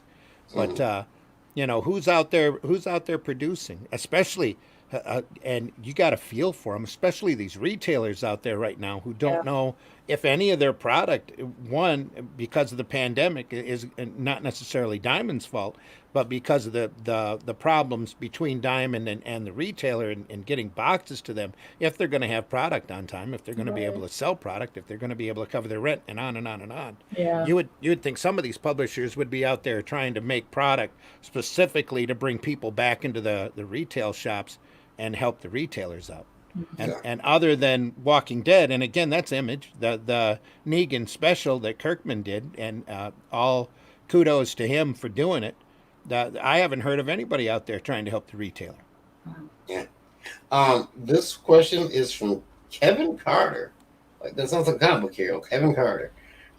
Kevin Carter has he's writing a comic book, and he says he wants to come on the show at some point and talk about it. He's starting to art himself. He's not a very good artist, but he says he can't afford to pay an artist, so he's gonna try to draw it himself. But he says he wants to know what we think about the concept. It's about a group of characters who travel space-time, and they are going to bounce around in issue numbers. So issue 1, 3, back to 2, 4, all the way to 7. What do you guys think? Is that too gimmicky, or do you guys think that's a pretty cool concept? Well, I mean, any concept can be good or bad depending on how the creator does it. Mhm.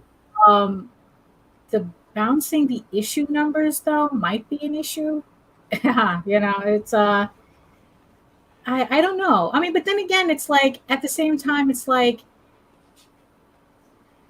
you don't have consecutive numbers, but then at the same time, I've had people complain that, oh, you have too many issues, so you have to do like fake number ones. So it's like, I don't know. I mean, on the surface, I'm like, oh no, I like my numbers to be consecutive. But on the other hand, I mean, some customers can be pretty weird about a storyline. So, Back when we were doing Tales from the Anniverse, I was going to do Retro Ram out of sequence like that. oh, Episode 1, episode 5, episode 120 with a whole different cast and then work Right. our way up to it. But my suggestion to the person who wrote in is to make that a limited run series of, say, 12 and go crazy with it, but make sure everything is done in advance. Yeah. So that when people come up, and definitely do issue 1 first or an issue 0 even, before you start jumping around real hard, so that people get into your into your setup, so that they know who the characters are. Yeah, You 'cause- might want to do 1, then 10, then 7, then 12, or even save 12 for last as well. That way, everybody gets the whole story as they go along. And it'll also, I think it's a clever idea, because it'll also make people talk at conventions. I have issue 1 and 7 right now. We're working on issue 3 right now. yeah, Here's work for issue 3. yeah. But you can buy 1 and 7 if you'd like. And everybody's going, "What? Are you nuts? We're what? Are you crazy?" I'm ready to What's going on? explain it Yeah. a lot. But definitely make sure that you have a beginning, middle, and end before you start. Everything's laid out by chapters, and just make that plot spin and twist as hard as you possibly can, so that people picking up 7 are like going, "What the heck?" Yeah. I've got to get the other issues, and then start filling in the holes as you go along. I say, And I keep say, your big damn it all. keep your big dramatic points for last. I say, damn it all. Start with issue 7. Issue 7. Our story begins, part 1, and just No, that's when you have the characters running from the big bad just as things Yeah. are about to blow up. yeah. But that I was looking at Retro Ram as like a movie serial. Mhm. So they would go from cliffhanger through solution up to the next cliffhanger, and we just keep kicking it along. So one episode you'd see Drake Star as the big villain, and the next episode there'd be a whole different villain that they're fighting or defeating or whatever, and you'd have to fill in the other points in between. But you'd have to know, absolutely have to know where you're going, have the story written before you do it. Right. And Kevin, you're welcome to come on the show when you when you have something. You said here when he has something to show, reach out to us, and we'll be happy to bring you on the show. Sounds like an interesting project. But make it also make it a goal that you can fulfill rather quickly, at least on your first one. Yeah. Do a 10 or 12 issue series that you know that you're going to be able to do and complete, and just screw with the reader's head as much as you can. That's my advice. Screw with the readers' heads. See how you are. Randy Zimmerman would Hey, they love it. yeah. Sometimes, there's nothing. My favorite movies are Memento and like Casablanca, and that, where you have to go in and fill in the spots as you go along. There's an explanation there that you know is coming, and you want to see it. Yeah. Big Chill is another great example of that, where they have a situation happen, and then they do the fill in as they go along through the dialogue and explain exactly what's happening and what's going on, and it makes you care about the characters a lot more as well. And another movie did that was you guys are probably gonna groan. 90s movie Wild Things Yeah. with Denise Richards and Nave Campbell. Oh my goodness, That's not what that movie's known Yeah. for. Yeah, exactly. yeah. I was there for Nave Campbell and I was there for Swimming pool. I was there for a swimming pool. Also, if you have to bring that down into comics, look at Watchmen, because Watchmen starts with the death of the comedian. You don't even know who the guy is, and then they fill that in, and they end up going in a couple of different directions. But that story is already figured out before the first issue even hit the stands. Yeah, So, it was like I remember- like a good murder mystery. I remember Dave Gibbons was at a Comic-Con, a local one, and I don't know why I did not go grab one of my copies of Watchmen, because he was signing Watchmen. He was signing all kinds of stuff on, but his line was criminally low. Like, I kept walking past his table. I'm like, why aren't people like lined up around the block for this guy? and like there should not be a come walk and stand in line. Mhm. Yeah, they should be bringing chunks of people over. But it was him and someone else, and they didn't even have tablecloths. They didn't bring tablecloths. They just came and just had the table and put a little fold out one of those little plate holders out, put their book in there, and had the name tag, and that was it. They just people were coming to the table getting their stuff signed. And I forgot for 3 consecutive days to bring at least one of the copies of Watchmen I have. I think I have 3 copies. One was given to me as a gift, one I won, and then one I actually bought. You know, but yeah. Is there any comic book any curator must have in their collection, comic book or trade?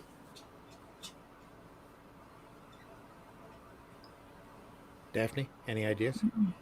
Well, I'm not really a fan of mainstream comics. Mhm. So, like right now, I'm going through a French phase. So, all the comics that I'm reading now are French. So, Can you I- read French? a little bit. Actually, that's how I'm learning French is by reading the French comics. Yeah. If you need to have I would recommend Meta Barons.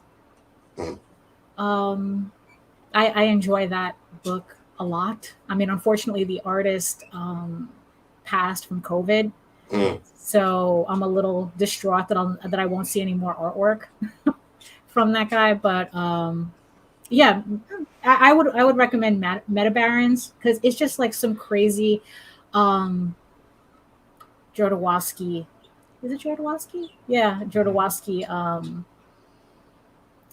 When he couldn't do his movie Dune, his version of Dune, it morphed into Meta Barons. So it's as crazy as it sounds. Cool. Yeah. If you haven't seen Jodorowsky's Dune Yeah. documentary, that's amazing. Yeah, no, it is. Just It is. crazy amazing, and it's one of those documentaries that has a hook at the end Yeah. where they go through and they show you exactly how important his attempt to do Dune was. Yeah. It's just fascinating. If there's one book you must own, it is by a fascinating young mind, Varian Grant. It's a book called Catharsis. You can get it from his website, lastcallcomics.com. Checking my shoes. Yeah. It's, I didn't step in that one. it's a fantastic comic. Check it out, read it. What's our radio number right now? Since you just informed everybody around the world how great you were. That's right. That's why I did it because we had high numbers there. Now we're at 71. Oh, there you go. 71. Yeah, 71. I'll take that. Yes. I will happily take It's not 71. bad. It's like Well- we started with 20. So Yeah. Yep. Uh, Anybody in the chat have any book recommendations for a book that an artist has to have in their collection? There are so many great runs by so many great people. If you're talking superheroes and so many, and it's all in little pops. Not everything that Spider-Man is awesome, but if you're into the first 44, 45, the Ditko era is completely different from the Romita era, which is completely different from Gil Kane's, which is really completely different from Ross Andru.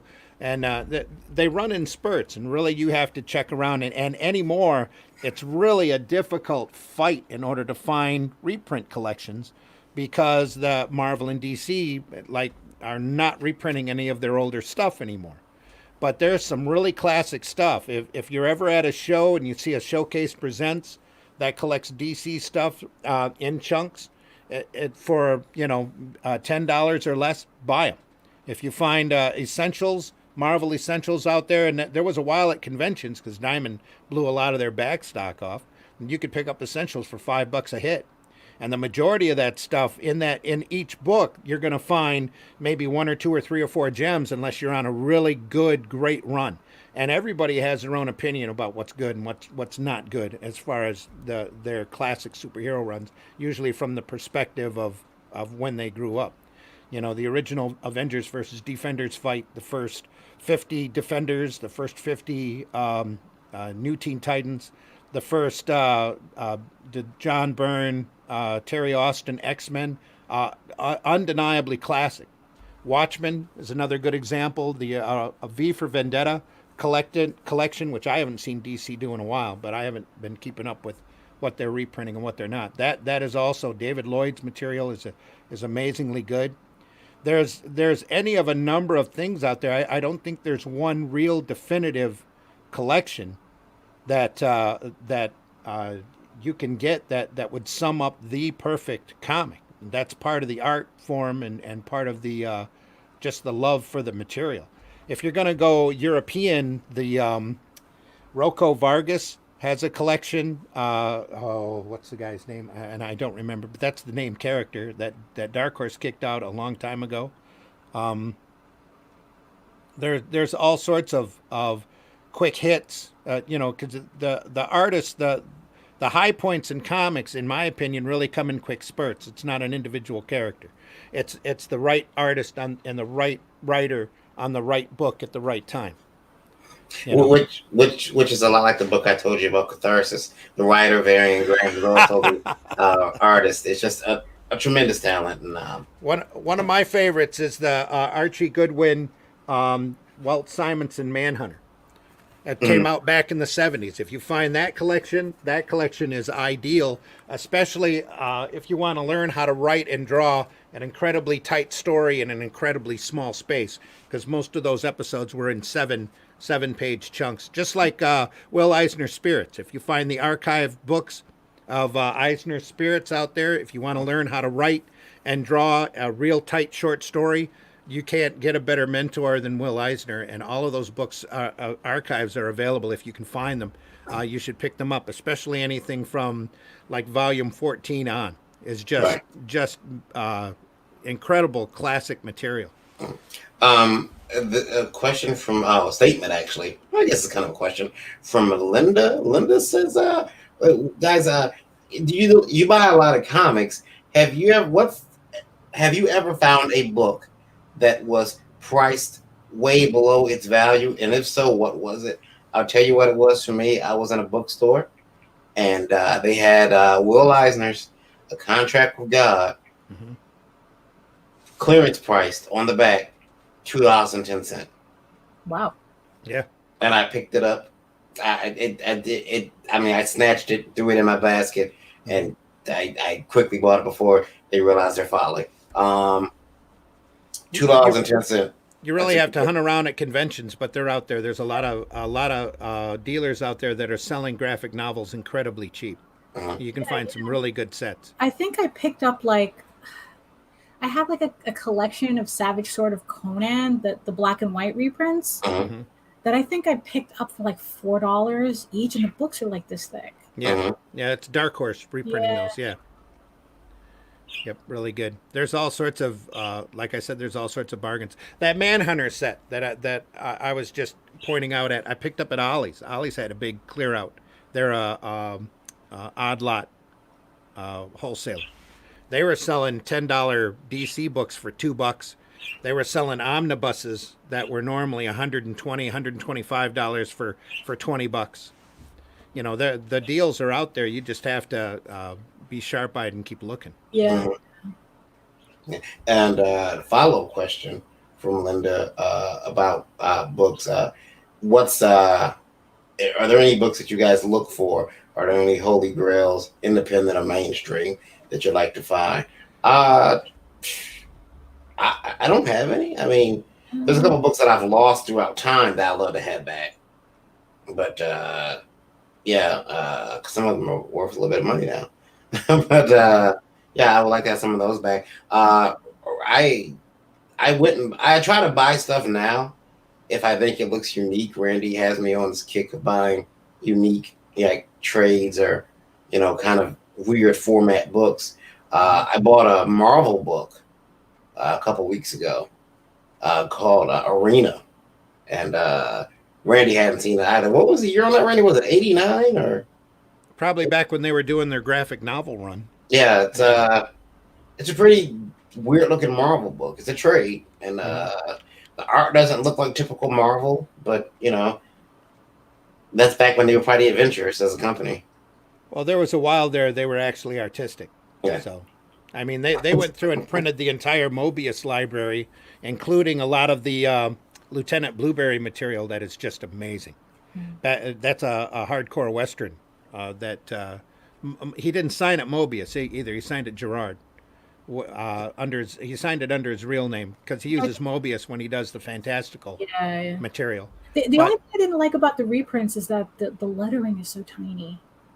On We have a copy of the Incal, and the lettering is so small, and the word balloons are so large. I don't understand. That must be the modern one. Yeah, I think so. Not the one with the digital coloring though. That it's not an Epic reprint. I would have to from Marvel. Yeah, you'd have. look Yeah. at. Yeah. So the newer ones don't match the old stuff. There was a period when Archie Goodwin and I had him at a show too because he called me up out of the blue, and I'm sorry, I'm brain farting on his name. He was an editor at Marvel back as Epic Illustrated just started.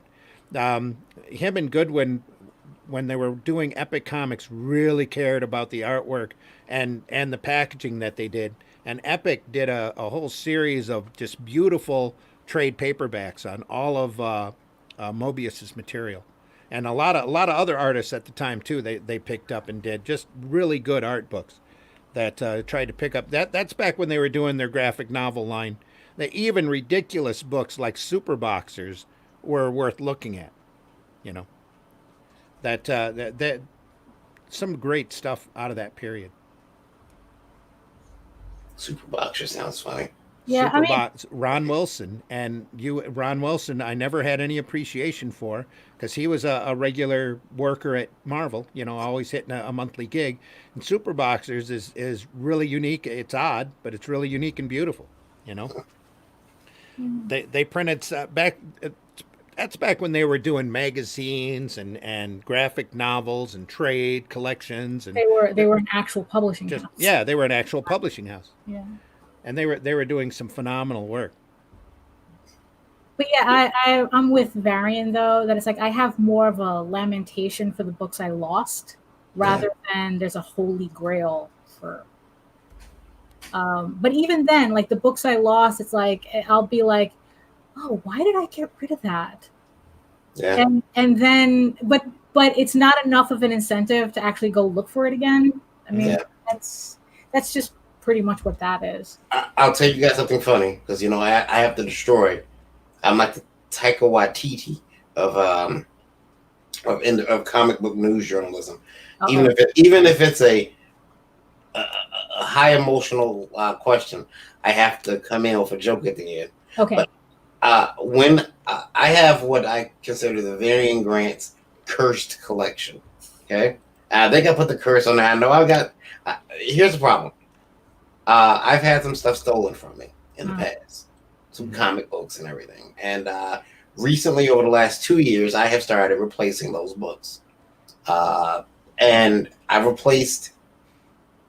The thing is, if I know who stole it, in a lot of cases I do, or who refuses to give it back.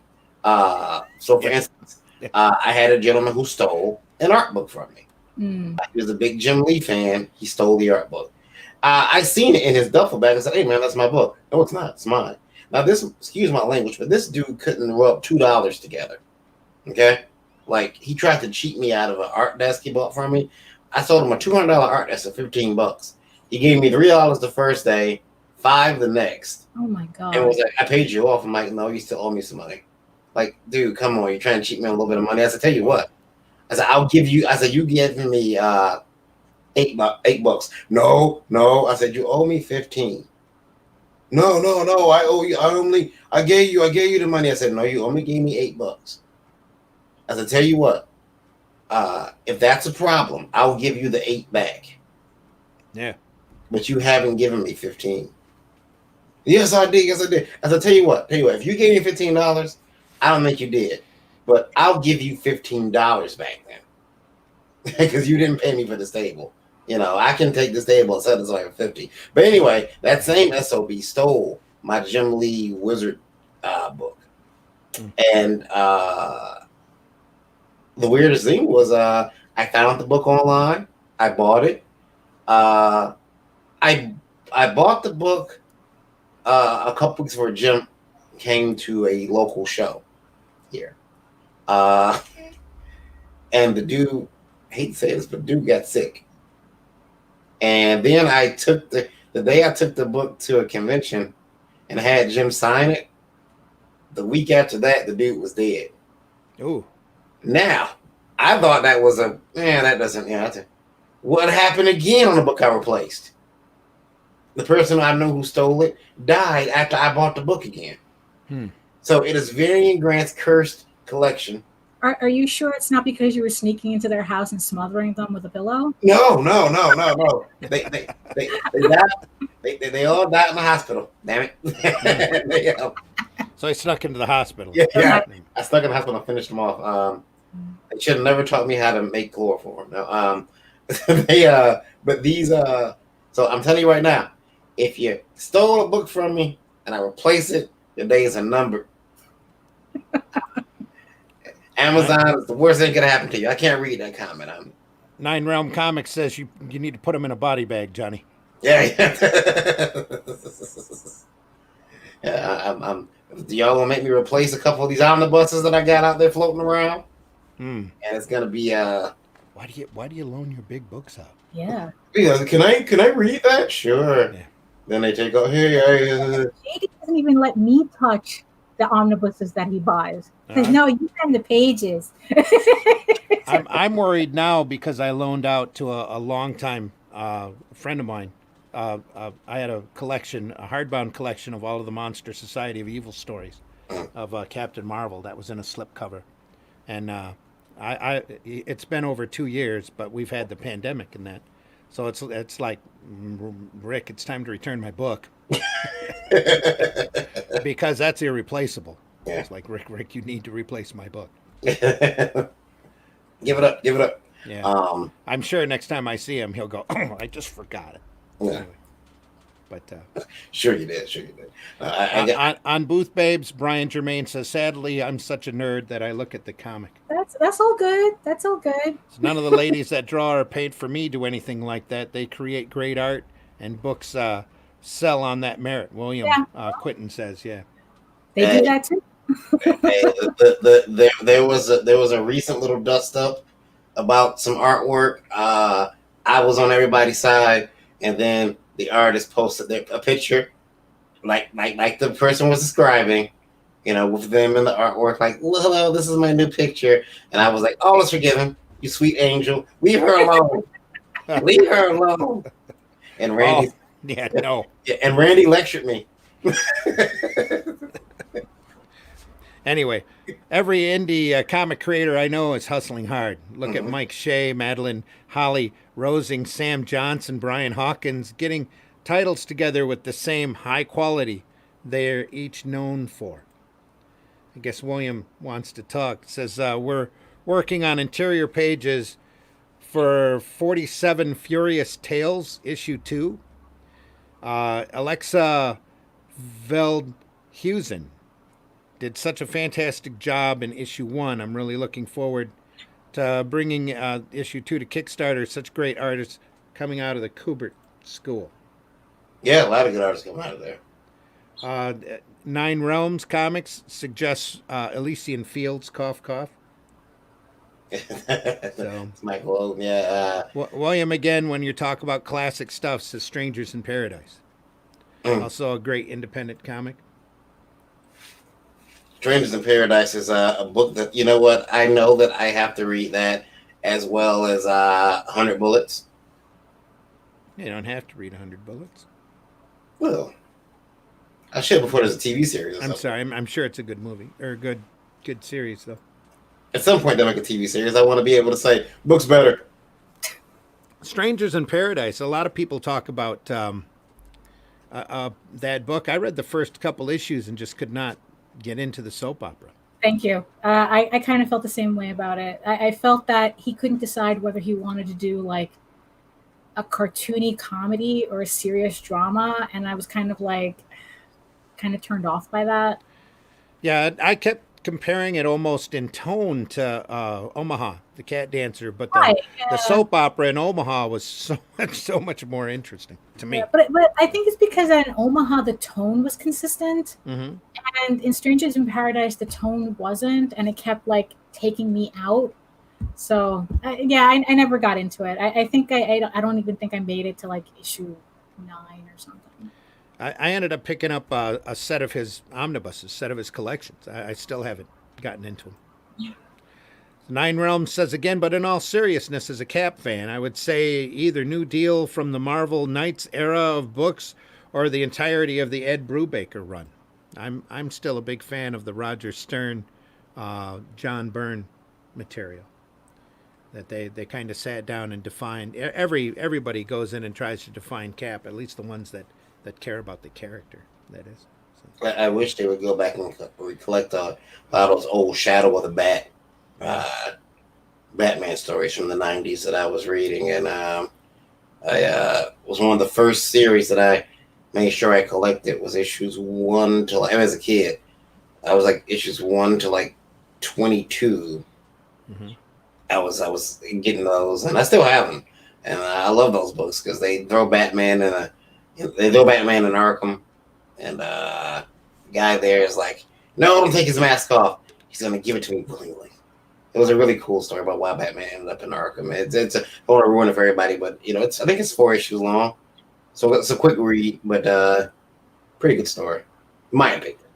Storytelling and dialogue and sequential art really work hand in hand as well. I think William was talking about Strangers in Paradise. Mm-hmm. Nine Realms is laughing at you. Varian Laughing at me. LOL. Am I a joke to you? Do I entertain you? Am I a funny guy?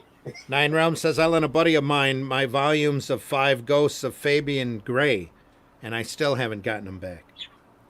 We need to start a company called like Comic Ass Kickers. Book retrievers. Yeah, book retrievers. Like you pull up like book repo, dog.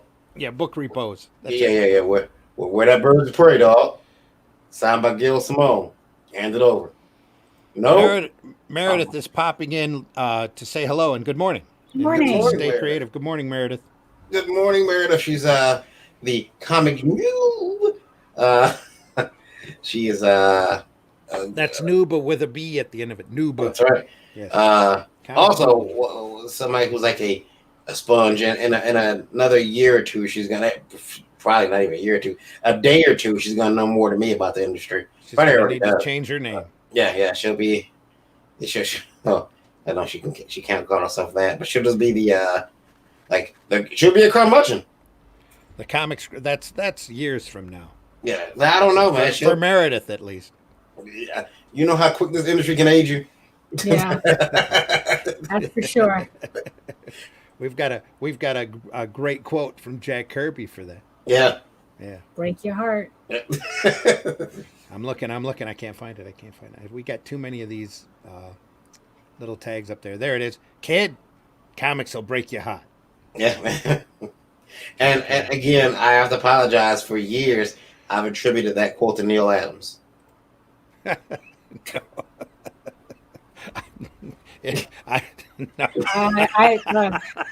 don't. It doesn't sound in character. I was going to say, if it's Neil, in my opinion, that you're out looking for a critique on his portfolio, Neil would say, "Kid, get the hell out of comics." Okay, Mr. Adams. Break your heart, but Neil Adams will make you cry. Yeah. Literally. Dave says hello. Geek Insider says hello. book repos are us. LOL. Yeah. Just roll up on somebody. Hey, dog. Meredith says I'm pushing 50. I'd rather be pushing daisies before I hit. I'd better be pushing daisies before I hit 90. We're sorry to hear that, Meredith. Lola told me she's checking out at 55. She said she doesn't want to go beyond that. Wow. I'm like, really? Okay. All right. Let me get that insurance policy up. There you go. That's it. Yep. Okay. Of course, I'll be We're cashing out at 55. Yeah. All right. Well, I can. I'll start looking around when she's like 53. I start looking around at the you know, meat market, as it were. That's literally middle age for me. Hope so. It's middle age for me. I'm living to be 110. Yeah. So. Yeah. And,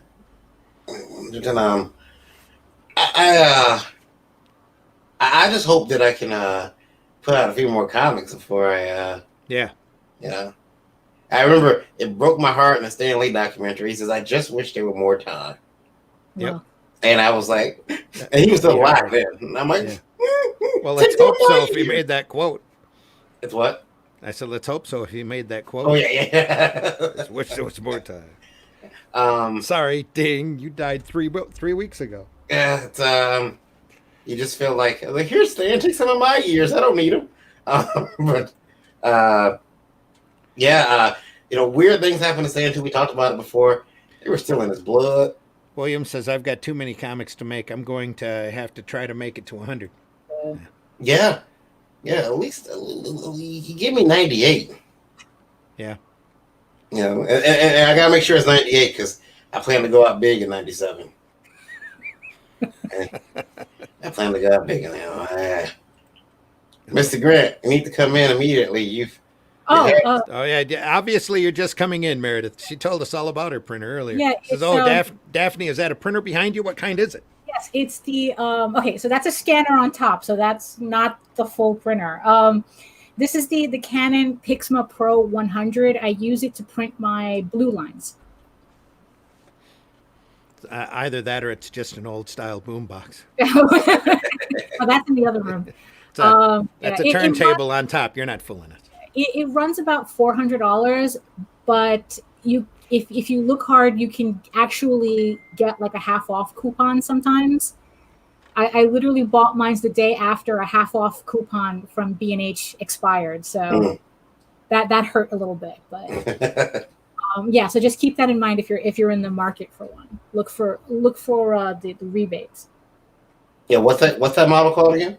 It's the Canon Pixma Pro 100. See, the Canon. Therein lies the issue. Well, yeah, Canon and I have not had the best. Does that run on toner or is it a laser printer or it's ink. It's an inkjet. what? Okay. And Yeah, how are the ink cartridges on that?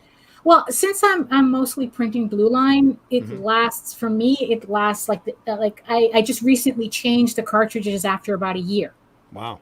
so I was able to That's cool. get several issues worth of blue lines out of it. Yeah, that's awesome. And yeah, I mean, I'm just happy that the only thing though is that if you're printing color, you really do need to use the specific paper it asks for. With blue line, because just the one color, I can run my Bristol through it without it being an issue. But in color, you really do need to Use run that it paper. on the paper that it wants. Yeah, I was a little jealous that JM is able to print his comics at home. Oh, we just passed the 2-hour mark. I wasn't watching. Yeah, we better wrap it up then. Okay. Yeah, we need to wrap it up. Or we're already missing time on YouTube. So Yeah. Right. anybody who's watching this on YouTube, if you give it an extra week or so, the whole thing will pop up there. An extra couple of days at least. Yeah. But right now they're cutting into the front of the program. No, they're going crazy with ads now. Oh, they seem to be terrible lately. Getting worse and worse. So we should probably bow out, folks. So Yeah. any big announcements that we were planning on, we'll have to wait until next time. Oh, Yeah. I can get more sketches done. There Yeah. you go. Awesome sketches, by the way. Thank you. Thank you so much. It's an honor. So hey, Daphne, tell us where we can find you. Okay, you can check out my comic at Tall Tales at talltalesonline.com. And I also have a YouTube channel featuring art tutorials, demos, and live streams, usually about every Wednesday. and you get to hear more of this guy too on them. And my YouTube is at Daphne Lage Art. And you can find me on Facebook under Randy Zimmerman. You can find me on Twitter under Randy Zim. I am on the Zim Geek channel, also on YouTube, and here on Indie Volt, where I'll be back Tuesday night at 9 p.m. And again, next week, Thursday mornings at 9 a.m., and those are Eastern Standard Time. For anybody not in our particular time zone, please adjust your clocks accordingly. And Varian, are you there? Yeah, I am. I'm Tell Varian folks where they can Grant, find you. KYD_V on Twitter. Varian Grant on every other social media network. Last Call Comics is the publishing company that I co-own. And IndieVolt, IndieVolt.com. Check out IndieVolt Radio on Roku and Streamer. Not Roku, I'm on Streamer and Google Play and all other devices. You can pretty much find, if you have any type of internet radio service on your phone, you can even type in IndieVolt Radio and find us there. We're pretty much everywhere, as well as on your Alexa devices too. Amazon Alexa devices ask you to play IndieVolt Radio. She'll cue you on up. And you're also on Roku. That's right, Roku for IndieVolt TV. It's free, over-the-top streaming service that we offer. Lots of independent movies, wrestling events. There's some other exclusive IndieVolt live stuff that we have on there that we don't have on the YouTube. So check that out as well. And folks, we are always interested in your input, no matter how silly you may think it is or how serious. We love answering questions, especially in regards to comics and genre media. Please feel free to email those into IndieVolt live at indievolt.com. That's Volt, V-O-L-T. And include IndieVolt Live in the subject, please. And please keep those emails down to 90 words or less. And remember, there's no question that's too ridiculous or too serious for us to handle, because our feedback will be better because of your setback. Hashtag get an education. Hashtag IndieVolt. So hey, what's up Friday? Anything up Friday is there an Art of War? I'm not sure. We'll sure update on Facebook. Rob, yeah, we'll update on Facebook. I'm sure Rob Anderson is probably planning a show Saturday at 9 p.m. I'm not sure of what on a Rob has topic. stuff going on, so I'm not sure. Rob's currently running through some personal arrangements that he's having to make. So we're not sure if he will be on or not. If not, then IndieVolt may pop back on at any time. We'll always cut into that music to talk about comic news, and you never know when or where we might be in there. Let me check the other comments here. Pop says goodbye. Keno Subway popped in just in time to say hello, everybody. Well, we're well out the door. Keno, we're actually 7 minutes past due. So if you're watching this and you're not seeing the entire program, again, on YouTube, we're always available on YouTube. Please hit that like button anyway. Hit that subscribe button. Hit the bell for notifications. Our subscriber level is lower than Daphne's, and that's kind of a shame. Not to belittle Daphne's number, but if we get over 1,000, then we have to worry about monetization and taking dealing with your super chats and yeah. 1,000 is the magic number. 1,000 is the magic number. Yeah. So hey, everybody, take good care of yourselves. Stay healthy, stay well. We wish you only the best. What's our final radio number, Varian? Can you say? Final number, Randy, 7585. We just keep growing the farther into the pro. Maybe we should just, YouTube be damned and just keep going and talking. And keep this up for another half an hour. We'll hit 80. Yeah, we hit 80. This was going off the air the other day, so that was cool. Yeah. So you guys can check us out. We're all on social media. You can always contact us. Randy will be taking lead on a few things while I recuperate from plastic surgery. But well, you haven't told me the definite plans yet, but you never know. So keep tuning in for updates on that. So, in the meantime, everybody take care. We're gonna sign off now and wish you all the best. So thanks, Daphne, very much for coming on. Thank you. Love having you on. You're welcome on anytime. You just let Thank us know. You're considered family now, so you're gonna have to put up with all of us. That's fine. You're in here with me. Yeah, there you go. All right. Anything else? Any final words, Varian? Yeah, that's it. Be good to yourself and each other. Jerry Springer. There we go. Take care, everybody. Stay healthy. Bye, everyone. See you soon.